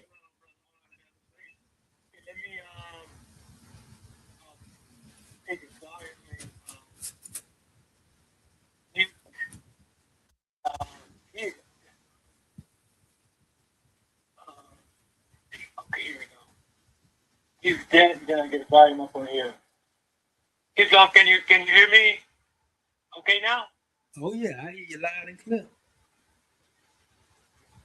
Gratitude. Yes, this is Dr. Marvin Edwards Bay, Consul General of the Secretary. So we're praising our company and given, but I will reiterate all praises to the great God Allah, highest honors to his prophet, our prophet, Prophet Noble to Ali, and high honors to our Morris American government and everything that is Morris. That's everything that the prophet brought. Davis, the nature of people. And it's a very powerful class, very powerful topic. And it's a very significant place to be as a nation. We look at the beauty of a husband. I mean, and I hear our young brothers, I sympathize, the sisters, I sympathize. I mean, like, we as a people, suffering, so to speak. Then there are those that are, say, materially advanced, but when I look at this topic, and as a nation of people, as a man, as a Moorish American, we as people, we as individuals, have to focus on the self. Prophet said, study the self. And when you have studied the self well, and we'll ask what to study the self. So I think we need to come to grips with this Negro problem of the fix. There's so many things going on that we've accepted as reality, that we're continually accepting as reality. But there are illusions, So I see that as a people, we need to take the lessons that the prophet brought. I mean, the prophet brought us everything to save us as a nation of people. We have to study ourselves. When we study ourselves and we stand to a higher level of comprehension, because understanding is the rock upon which man builds himself. How can we've gotten misdirected about love itself. So when we get these principles, love, truth, peace, freedom, and justice, when we get them, under our belt, when we truly understand them, then we can be ourselves. Then we can choose one. I mean, they're automatically be chosen because Allah is leading on. Victory is sure. So our focus should be on, loving each other, being an aid and assist. Be a friend. If you could be a friend to a goddess and a goddess to a man, I mean, that's the beginning. Those are the signs that will dictate, so to speak, who will be right for you. And it's all in this chapter. Only, like you said, not just for the man, it's for the woman too, because we know that spirit, each man and each woman are spirit, and we are gods each.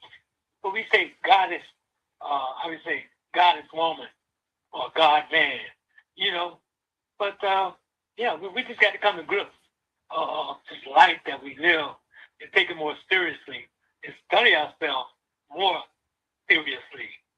So this is what it's all about. Studying ourselves, and if we're going to be in this Moorish American government, the prophet gave us guidelines, our divine constitution. It's a guideline for us to be how we should be, and we obey. Don't look at how European had taught us about being obeying, like the goddesses think that when they obey their husband, that they're being a servant.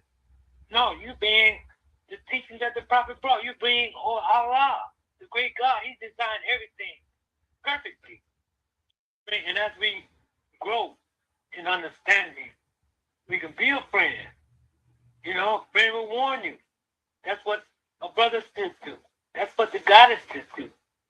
We warn each other. We can, nourish each other and appreciate. And whether a goddess has children already, that's a family. Once a brother shouldn't judge maybe because they don't have children or they have children. They're gods. We're all gods. Let's love each other. That's the first principle. Love. Learn to love instead of hate. And all of our problems will be solved. And that's what I would like to say. Gratitude, God, man, for allowing me to speak. Islam and peace. And Islam and peace, General. In relation to dealing with the measure, in closing, the grand degree family, is that the God man must recognize that the God woman is more goddess than she is a mere woman. And the God woman must recognize that the God man is more God than a mere man. In this way, when they are looking into the face of each other, they see Allah. They're not falling as a result of love. So they don't fall in love, but they rise in love. You see, and this comes as a result of the deific tie. So we just say gratitude with a divine attitude because it's the triune Allah, that bring forth the child. That's also mentioned in our teachings. Spirit man, spirit woman, Ish and Isha, they give birth, to spirit seeds that transcend the boundaries of gender. So we say gratitude with a divine attitude, and at this time we're going to call on our National Grand Secretary of the State, Sister Dendra Nia Curtis Bay. Islam, you there, Goddess and Queen? Islam comes to the love. Islamism. Islamism without the schism. Gratitude. Islam, family. I am the National Assistant Grand Secretary of State, Dr. Dendra Nia Curtis Bay. First, let me rise and give praises to our great God Allah. I give honors to our holy prophet, Noble Drew Ali. I give honors to Act 1. I give honors to all my government officials. I give honors to our National Assistant Grand Chief, Dr. Kuhuru Jehudi Bay, for opening us up according to law. And we give honors to our Council General of Texas for taking registration and reading our chapter of the week. And I tell you, Dr. National Grand Chief, oh, wow. This has been such a powerful class. We can go on, this could go on for weeks because of our people suffering from mental slavery, and because we didn't have these teachings when we was coming up. We knew nothing about the prophet's teachings. And God, man, I tell you, when you was talking about, I knew what the Quran said by give her the 2 apples, but I think I don't know what I was thinking, but when you talked about that represents nationality, telling her about the nationality and her divine creed, I tell you, that just blew me away. I was like, oh man, that was so powerful to teach her, because of what we've been through, and because of the lack of information that we have on how we should be, on how our goddess should be. And when you was talking about how the women in the East, how they would put their veils and things on, and have their veils and things on, and us over here in the West, and I was guilty of it too, because of ignorance. We felt that the woman was being oppressed, and not realizing the European that women's live stuff. That's where a lot of that come from over here for us, because we thought the less we were, the more independent we were being, and we were so far from the truth. I tell you, God, man, like I say, this could go on for weeks, these teachings, because they are so powerful. And then when you mentioned about taking her home, to take her home to the house, and I didn't read your ayah, but y'all know we was coming from chapter 44 and ayah 4, so you already know that. So, but Pranalab, I didn't read that. But anyway, when you talk about taking her home, take her home to the house, and how that meant, teaching her, giving her the teachings of the great God Allah. And it talked about how if she is worthy to be thy friend, That's a powerful thing in itself, family. That's a whole summit right there when you start dealing with friendship. Because I remember being in the Piscine area, it says a friend will stick closer than a brother. You know how two brothers relationship, real brothers, that's a close bond. And it talked. When we was in the Piscine area, it talked about that. How a friend will stick closer than a brother. And so, when you got a friend, if she can be your friend, oh man, that's like I said, that's a whole another mind shift. And the God man, when you take her home, that giving her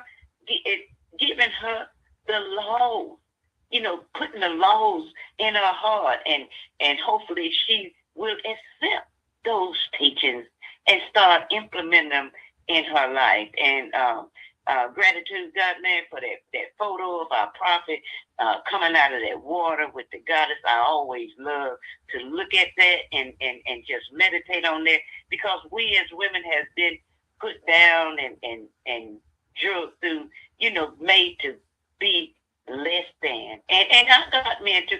And that all of that was by design, to cause us to be less than.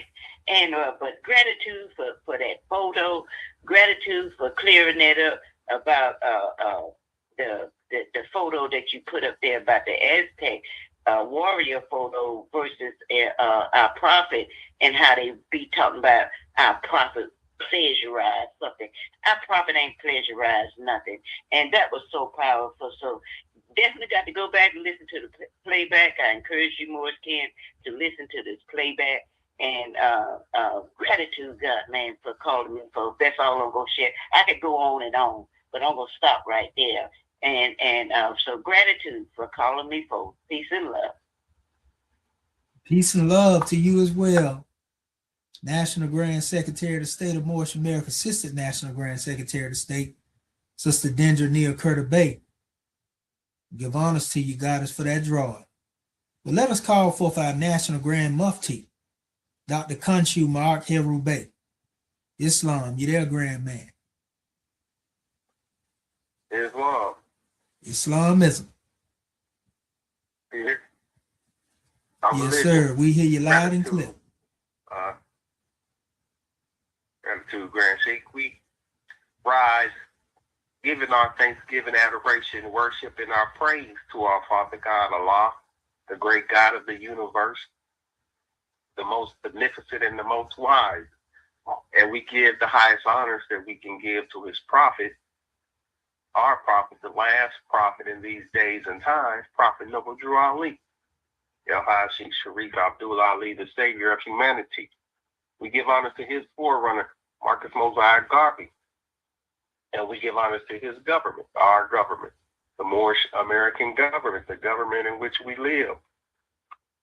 We give honors to the officials of this said government, our divine ministers, swift angels, mufti, royal council, secretaries.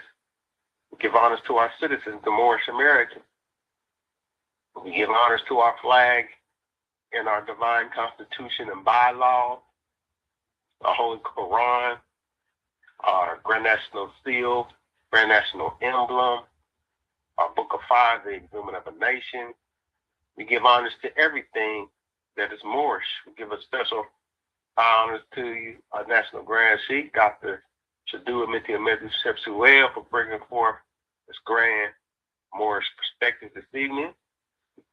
We give honors to all of our Moorish kin who have spoken before us, and to our Moorish kin that will speak after us. We give honors to you, Angel.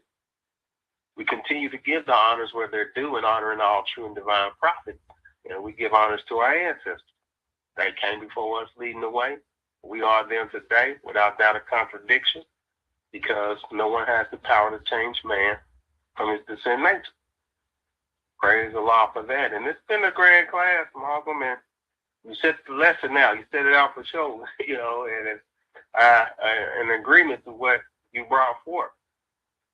These are the things we got to look at, my Moorish kin, when we are deciding to take upon ourselves a wife or to find ourselves a mate in this day and time, we have to be cognizant of, like they say, birds of a feather flock together.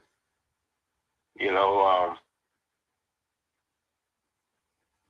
need, as is said by our Grand Secretary of State, one got to be evenly yoked.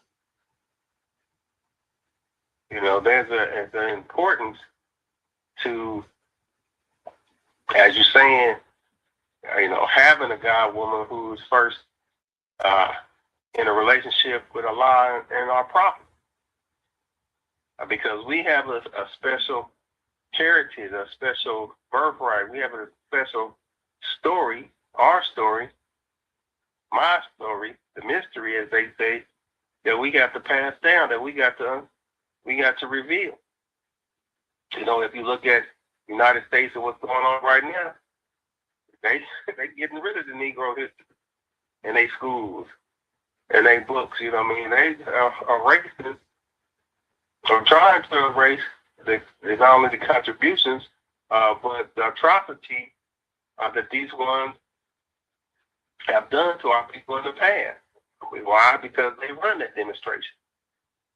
And if you are not in line with the one who's on the same page as far as our nationality and divine creed, then they, as the prophet says, they can lead you back to slavery. They'll put you back into slavery. Go along just to get along with the program that they used to, what they considered the norm. And they're going to fight the tooth and nail, and they're not going to teach your children, the proper wisdom, knowledge, wisdom, and understanding in order for them to be free thinkers, be free men and women, instead of having a slave mentality. Well, you might say, well, it's slim pickings out here, but, just because I think Cherry talked about somebody put some crap on a silver plate or a gold plate, and drizzle some condiments on it, doesn't mean you want to eat it. It's still a pile of crap. Meaning that it's not there to do you any good. And no matter how you dress it up, it still ain't going to do you no good. It still ain't going to go down right. And you're going to know better because you know what it is. And that's what's going to make it even worse, is that you know what it is. And so we have to, as one said, stick with the mission. If you stay sincere and you demonstrate the sincerity to imitate the prophet as he told us to do, then you won't have one that's going to come. And you just got to be grateful when they come instead of trying to make things go your way. As the prophet say, just quit trying to figure out things your way and just get behind me. And then when they do come, be grateful for them. No matter how much time you think you may have with them, it's still a blessing.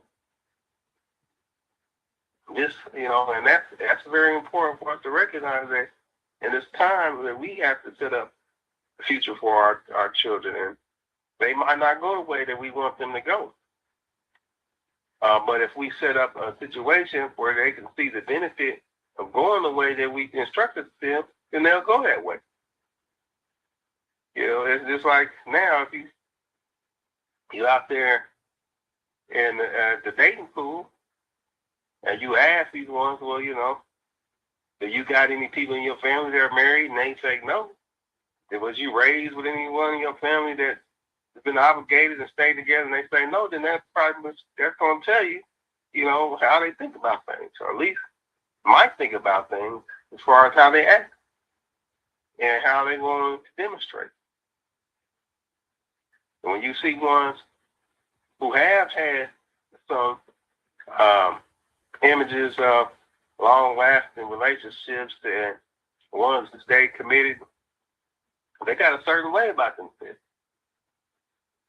and what they expect because of what they've seen. And so it's the same way for us as a nation. We have to make sure that we're going to demonstrate longevity. We're going to demonstrate sticking together through the tough and the good times. And then when the children grow up, then they gonna say, no matter what was told to me, I've seen the benefit of that, and I want that for myself. Whether they start out, as we all start as the youth, just trying to learn ourselves and express ourselves. In the end, when they see that, it don't have to be the end of their life, but in the end, when they make up the decision of what they really want for their life, then they're going to come back to the teaching. This is the drawing of the prophets of fun. One will come back home if they realize the world's going to use and abuse them. And that's what it's going to do. The cares of the world. You was talking about showing the prophet bringing, that's just onto that sure foundation stone out of the care of the world, out of those waters, holding her up. And that's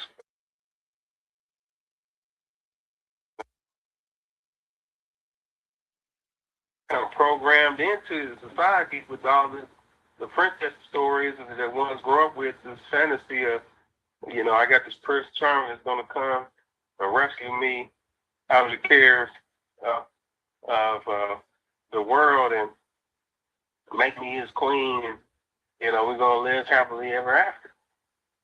It doesn't, of course, it never goes into day-to-day life lessons and trials and temptations that one goes through, but it just gives one this false narrative that everybody's going to get there. But if they look at it, that ain't really have to happen. Even Cinderella, she had, she might have got a Prince Charming, but remember she had a couple other sisters. The ones that didn't treat her right. And they didn't end up getting no man. They had to watch her. Through showing her sincerity and divinity of caring for one, end up with the Prince Charming. And so, we look at those stories, we look at life in a situation that's the truth of the matter, that the sister that's going to demonstrate, sincerity for us, that kindness of action, as one said, in the ayat, from form agreeable to one's liking and these things, that she is the one going to get chosen. It's not just about the form, it's about how she treats one and how she makes one feel. It's the same way for the husband. Nobody's going to choose you if you out here beating on her, you being controlling, and thinking that submission means that you gonna just run it like a military and one just got to do what you say, and that's not the measure. Not just being the block of wood that can point the way, but the one that's gone the way that our prophet talked about. And that's how it's demonstrated in the household. We want to see that you ain't just pointing, but that you can go the way and demonstrate exactly what you require. And so this is where patience comes in. Just as you want patience, her to have patience with you, you gotta have patience with her. Just as, when things not right, it's probably said you gotta give her 2 apples, she got to be able to, at the same time, when things like the world is beating you down, got to be able to give you those 2 apples as a husband and say, just not add on to the compounded stress, but be able to relieve one stress. Allow you to put your head in the bosom and know that all is going to be well, all is well, and that, you're not in it alone. These are the things that have to go both ways. And so, this is a grand drawing that you set forth this evening, Grand Sheik, demonstrating, because this is what we got to truly look at. It's not about just I'm lonely and I gotta, I need somebody right now. Places one in one circle when the time is right. Sometimes you need that alone time. You need that me time so that you can deal with the self. Too many times one jump from one relationship to the next. Before you got this prior relationship, you got already one in the corner waiting on that you already been eyeing. So you ain't even had time to yourself. You can jump from one to the next. And that's how a lot of ones demonstrate that. They ain't leaving one relationship until they sure they got another one to go to. And that ain't how it's supposed to be done. That ain't how it's supposed to be done. And we got to work on that as a people, making sure that we take the time to do self-healing, self-reflection, and not just blame other people for things that don't go right, but also taking accountability of the self and say, okay, well, where did I go wrong in this situation, and what can I do? I'll make sure that I look to do next time when an opportunity comes to make sure that I'm doing my part. Because it takes two people to get together. It's like it takes two people to break apart. It's a unified thought pattern. Attraction is there. Attraction don't happen just because one person is attracted. Attraction happens because both people are attracted. As far as the union go. And so, where is the attraction? So what is the glue? The glue should have been the prophet. The glue should have been Allah. Really? Allah is the one that holds everything together. So if the attraction wasn't Allah and the other person, then it ain't gonna stick because everything else, it may fade. But the adhesive of the love of Allah is what's gonna always keep things together. So we gotta draw off of that and make sure that's what we attracted to. That's what holds us together, and that's what keeps us together. So gratitude for this class this evening, National Grand Sheik. Gratitude to you, North America, for being here with us and giving us your time, attention, and respect. We love you. It's on a peace. And Islam for the magic, brother Mufti. We give honors to you for the drawing. Well, all right, let us call forth our Grand National Secretary of the State, Sister Shepsut Rakat Ma'at and Put Tutakum Bay. And hopefully we may be able to get our Grand Secretary of the State to come behind her because of the topic. But don't nobody know about these measures like they do. Islam, you there, goddess?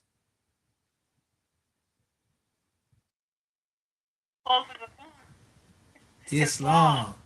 Islamism.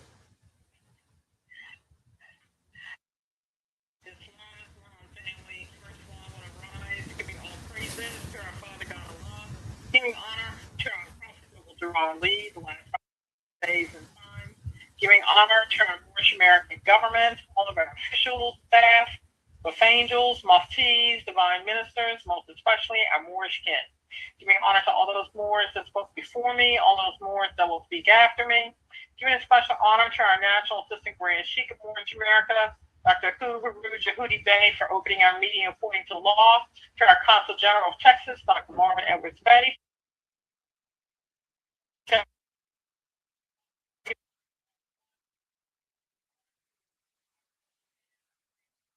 It's been a grand Moorish Perspectives class this evening. This mute button on, my gracious. And giving honor to our host and instructor, our National Grand Sheik of Moorish America. Well, our subject matter coming from Ayat 4 of chapter 44, but when thou findest sensibility of heart, join with softness of manners and accomplished mind, with a form agreeable to thy fancy. Take her home to thy house, she is worthy to be thy friend.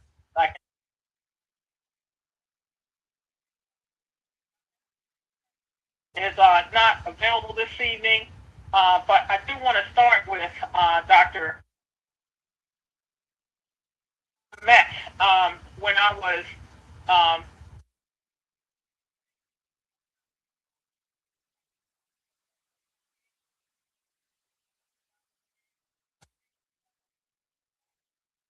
were in the presence of Prophet Noble Drew Ali, and I just received such grand drawings and revelations.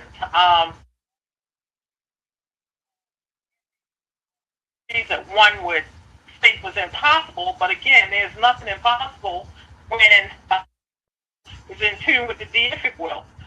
In actually meeting Dr. Pearl Ali, because I didn't know who she was at first, and again, I was just a young, but I knew and I felt it was important for me to be able to meet her because she was the wife of Prophet Noble Drew Ali. And I tell you,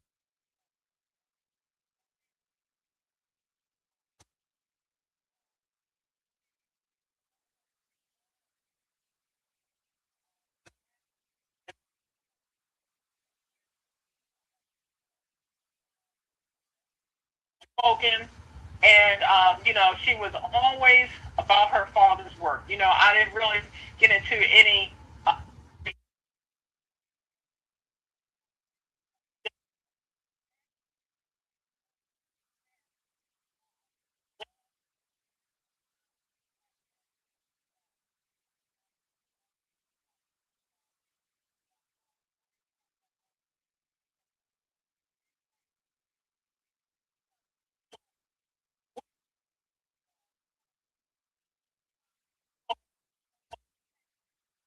that through her character, and again, very soft spoken, reserved, and very quiet. Now when it comes down to the subject matter, and in view of this honor to all of those who were spoke before me, because we're such powerful degrees. And when I look at it, in essence, what we're looking at, Morris Ken, is that we have been, as a people, behind the ways of European who don't have a clue what love divine is. We are able to go back to the blueprint and the foundation of what it is that our prophet brought to us as a nation of people. Then we have a special marriage laws and laws of divinity.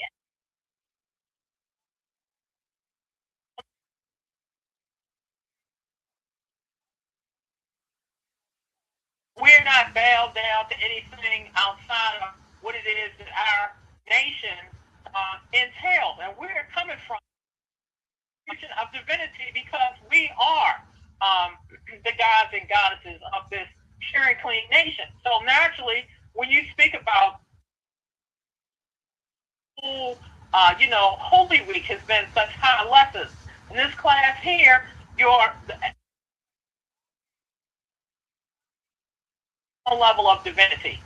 And he doesn't have to go out there searching or seeking for nothing, because when he's on point and singing his song of Moorish America, that's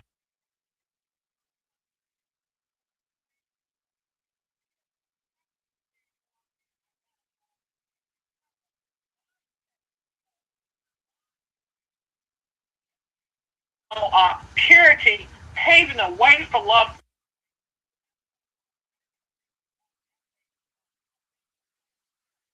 The thing about it is the patience has got to be there, divine love, and you have to make these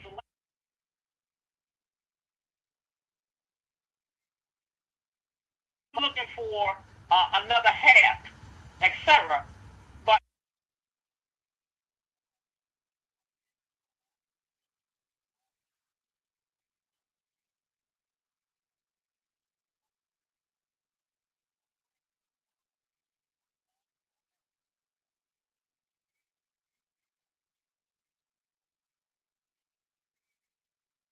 for a God man, I didn't even have a clue what a God man was, much less a goddess, then put out there that somebody come rescue me, da da da, go ride on a horse, live happily ever after. But nothing could be further from the truth, because you run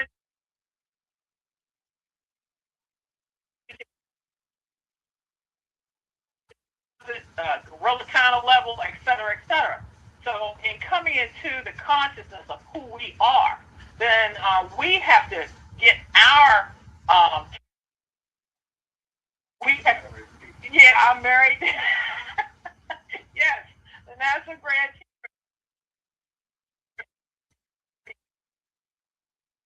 give honor to the chairman for the fact of this man had a lot of patience with somebody totally naive, don't know nothing from nothing, et cetera, et cetera. But the point being, one has got to be open enough and willing to learn. You can't have rocks in the jaws, and this is on both sides, Morgan. You cannot have rocks in the jaws or be closed-minded and think that you're going to learn something or in opposition to what it is that you're looking at, because you got an option. If your mind is used to running on hatred, slander, resentment, competition, because you can have competition between a man and a woman. If you're on that kind of mindset and level, then you are creating a hellish condition within your home.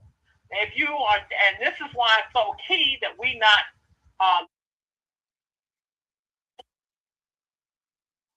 or look at this, look at that, and get hung up on the flesh and the character.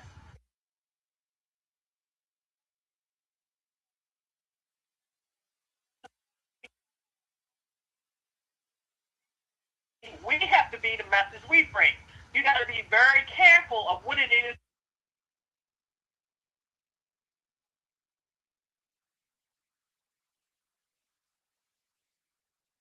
You have a lot of things out there that come as frozen snake degree. They may speak.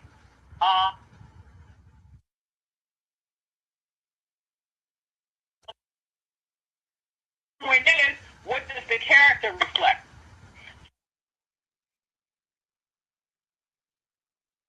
As our National Grand Mufti spoke about, what is it that you are willing to accept? If you are about love, truth, peace, freedom, and justice, if that is that so what's wrong with the phone? And I hope you boys can hear me. So communication is key. You've got to be able to see the within each other, and that or see the gift that the Creator has given you in the other will have you on such a level that you're not going to go but so low when it comes down to your interaction, because everything is not going to be rosy. You got tests, you got lessons, you got to learn each other's strengths and weaknesses. Hold on one second, Morris. You got to learn each other's strengths and weaknesses. So, being able to find the happiness within yourself.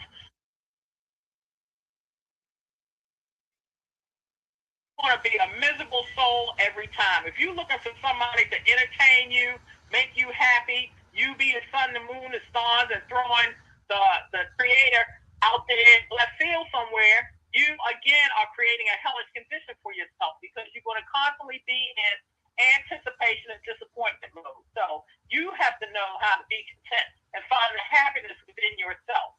Same with the God man as well. The prophet has tools. We got to make sure that when we're building the temple of perfected man, that the other one has the same vision, the same goal. And if you are coming from a sister perspective, if you don't want some quote unquote man to tell you what to do, you're already burnt up from the start, because you're looking at it from the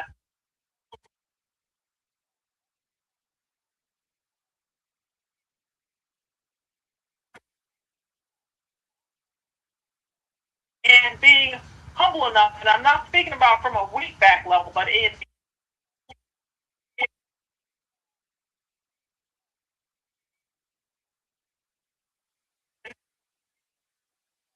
the view of the time. This is just a powerful, powerful degree. I could go on for eons in reference to this subject matter, because it's very important. So it's bottom line, both being on the same vision and goal, and being able to respect each other's duties and responsibilities. It's all boiled down to the study of the self. But gratitude more for calling me forth. Much peace and love to all of my Moorish kin. Islam. Islamism without the schism. But we give honors to you, Grand Secretary of State for that measure, brought forth from our Father's treasures. And we also get the spirit of cherubim and seraphim vibrating, when it comes to you and our beloved Grand National Treasurer, and paving the way, in your love and relationship as a sisterhood, as it relates to dealing with the God man, spirit and a part of Allah, as it refers in chapter 1. You see? And if it don't get no greater than that, and if you don't know who I'm talking about my Grand National Chairman, Dr. Akin Acton Pert Emru, Tutankhamun Bey, Islam. You there, Grand Man?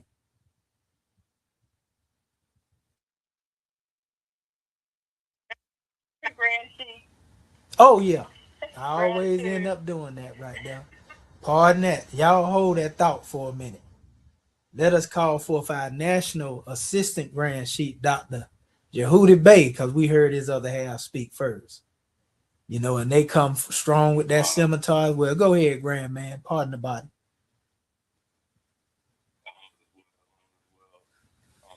Be brief, speak due to the time. Islam family, I am Dr. Julie Bay. On the rise and give my praise to mighty God Allah.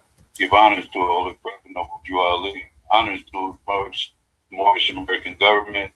Honors to our flag. Honors to our Grand National flag. Grand National Steel. Grand National Emblem. Honors to all those that spoke before me, and honors to all those that will speak after me. And honors to you, our Grand Chief, for this another powerful demonstration coming out of our chapter 44 I-4. And I say, due to the time, I'm going to try to be brief with this. I concur with our Assistant Secretary of State that this class, there's so many ways for us to go with this demonstration. And I'll concur with our Secretary. You can go on and on and on with this. There's, talking about the relationship between the God man and goddess, talking about financial, talking about educational, talking about communication. There's different ways that we can go with this. And I think about, your demonstration that you started out talking about the sensibility of art and us being God, man. We learn, we are taught to be hard, that we have to defend ourselves and, have a fighting attitude, fight demeanor, to protection. Also, but one thing that we fail to realize along the way is that we also have built in us that love that's in our DNA. It's given to us from birth. Each and every one of us has it within us. We don't have to be taught how to love. It's already in us. We are love.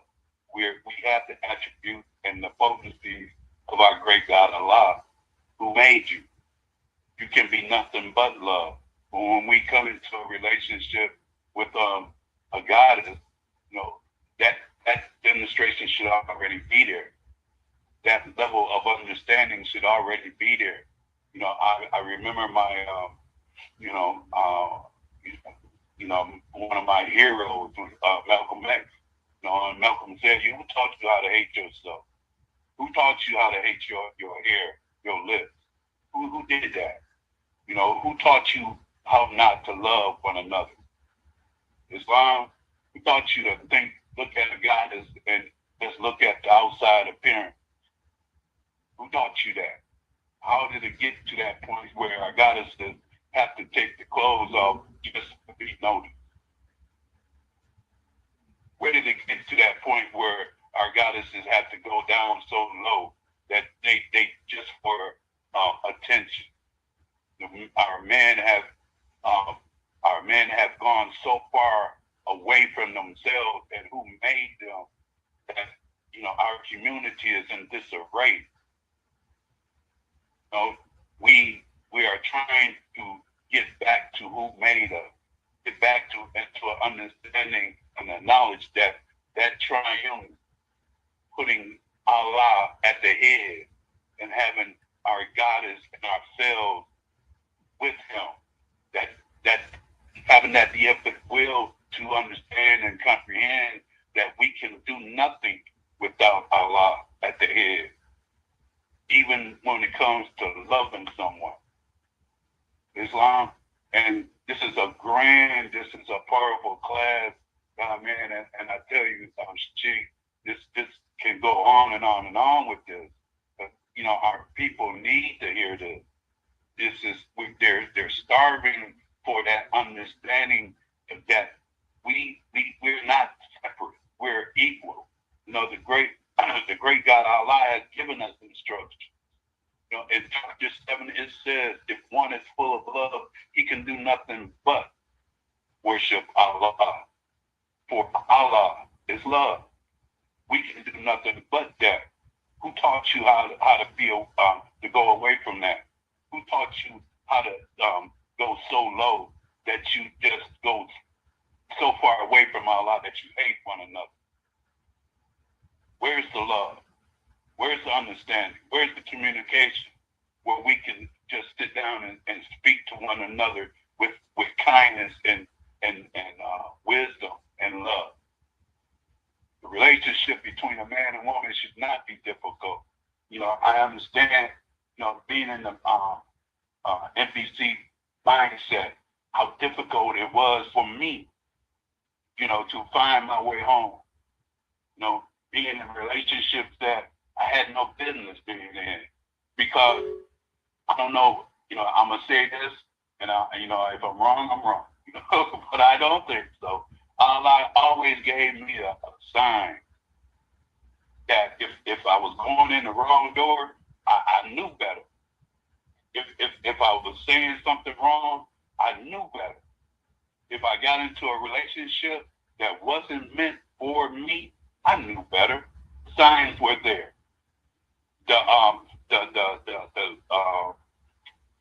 The yield signs were there. The detour signs were there. I ignored them. I looked past them. I looked over them. I went right through, and I paid the consequence. Each and every one of us has that sensor within our hearts that lets us know when we're with a God woman, with a goddess that has a like-minded mindset. She has to be with Allah for that sensor to go off.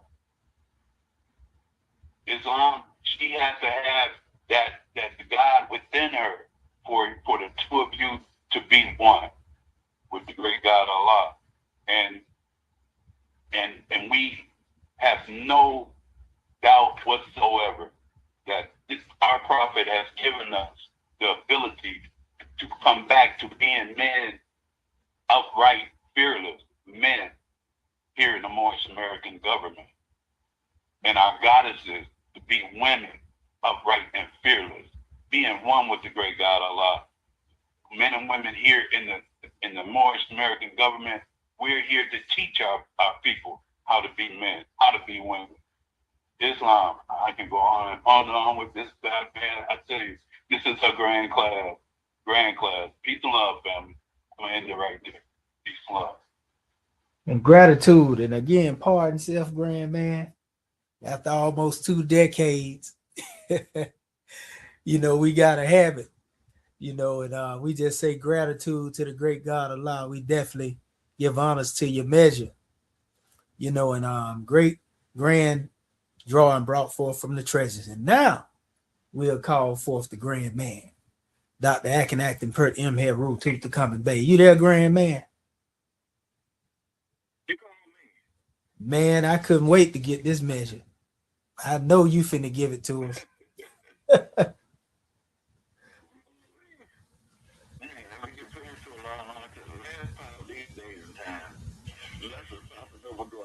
One of us is Moorish American natural. Everything. everything that it takes to save ourselves as a nation. That's why we got our own divine constitution, our own government, Holy Quran. We got our flag, oh man, seal, emblem, everything. And it's ours. The thing about it is, more, you got to be the message that you bring. You can bring it, be it. It's not complicated. In other words, if you can bring love, be love. If you can tell the truth, be it. What's the problem? Ain't none. I mean, slaves, they still got a problem. That's why they're still slaves. Free people, nah. Now, they may not be where you think they may want to be, but I'll tell you one thing, they're free. And that's not going to change. So it's an honor and a blessing. So more, it's been a powerful journey. I want to thank everyone for being on the call. It's a mighty, mighty blessing. Islamism without a schism. Islamism for that divine wisdom without the schism. The chairman say if you know the love, then you got to be the love. That's a powerful demonstration. A lot said. You know, oh man. But we want to give honors to all the Moorish kin and the new Moors that come in. You know, the more we know, the more we grow. We express ourselves along the line and stand in line with what the prophet said. You know, that's what we encourage our Moorish kin to demonstrate. You know, because sometimes when it comes to our relationships, we can be right, you know, but we can be sincerely wrong in the right that we think is right. You know, so praise be to Allah for these laws, you know, and these acts. And praise be to Allah for allowing us to exercise them in our deeds. That being said, January 15, 1929, a warning from the prophet to be read at every meeting. I hereby inform all citizens that they must end all radical agitating speeches while at work in their homes on the streets. We are for peace and not destruction. Stop flashing your cards at Europeans. It causes confusion. Remember, your card is for your salvation. Failure to obey these orders will be of severe consequence. We are for love, truth, peace, freedom, and justice. And when these principles are violated, justice must then take its course. Any citizen, a group of citizens, who hold malicious feelings toward the government of the prophet, or violate the divine covenant of the Moorish movement, will receive their reward from Allah for their unjust deeds. All true Moors will and must obey the laws laid down to them by their prophet. If they lose confidence in their prophet, they should turn in their card and button, cease wearing their turban and fez, and return to the state where the prophet found you. This is a holy and divine movement founded by the prophet, Noble Drew Ali. And if the prophet is not right, the government is not right. The prophet therefore is sending out the divine plea to all Moorish Americans that they do their part in protecting their prophet and the government. This is an everlasting movement founded by the prophet through the will of Allah to redeem his people from their sinful ways. By order of Prophet Noble Drew Ali, we bring forth this divine decree. Chapter 25, a holy covenant of the Asiatic nations. Yea, the children of one father provided for by his care, and the breasts of one mother have given you some. Let the bonds of affection therefore unite thee with thy brothers, that peace and happiness may dwell in our Father's house. And when ye separate in the world, remember the relation that bindeth you to love and unity, and prefer not a stranger before thy own blood. If thy brothers in adversity, assist him. If thy sisters in trouble, forsake her not.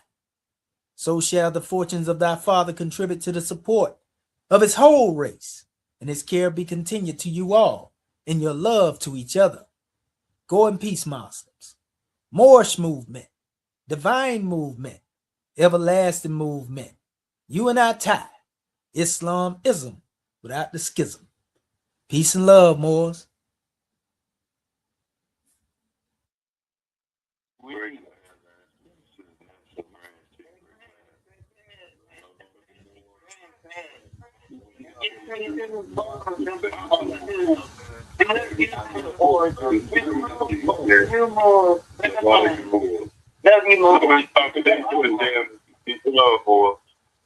That's right. Islam. Islam, Moors. Welcome home to the new Moors. You know, we want to give honors to our family out there in social media too. Eric Darius, Sister Cena Renee, you know, Charles Warrell, Tyrese L. We give honors to you. A Bay, HK7, I think that's old. Might have been L. But Tyrese Bay, Kuhu Judah Bay, National Sister Grand Sheik, and Sister Bilkis Yabro Bay as well. Islam. Well, I gave you a Bay. It might be a L. Allah knows best. You know, but praise be to Allah, to all of you. And we look forward to you hearing from you in our next cycle. See you in Sunday school, Moors. Peace and love. Welcome home, new Moors.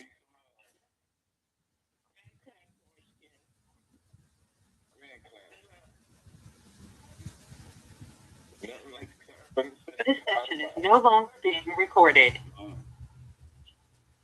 Peace and love.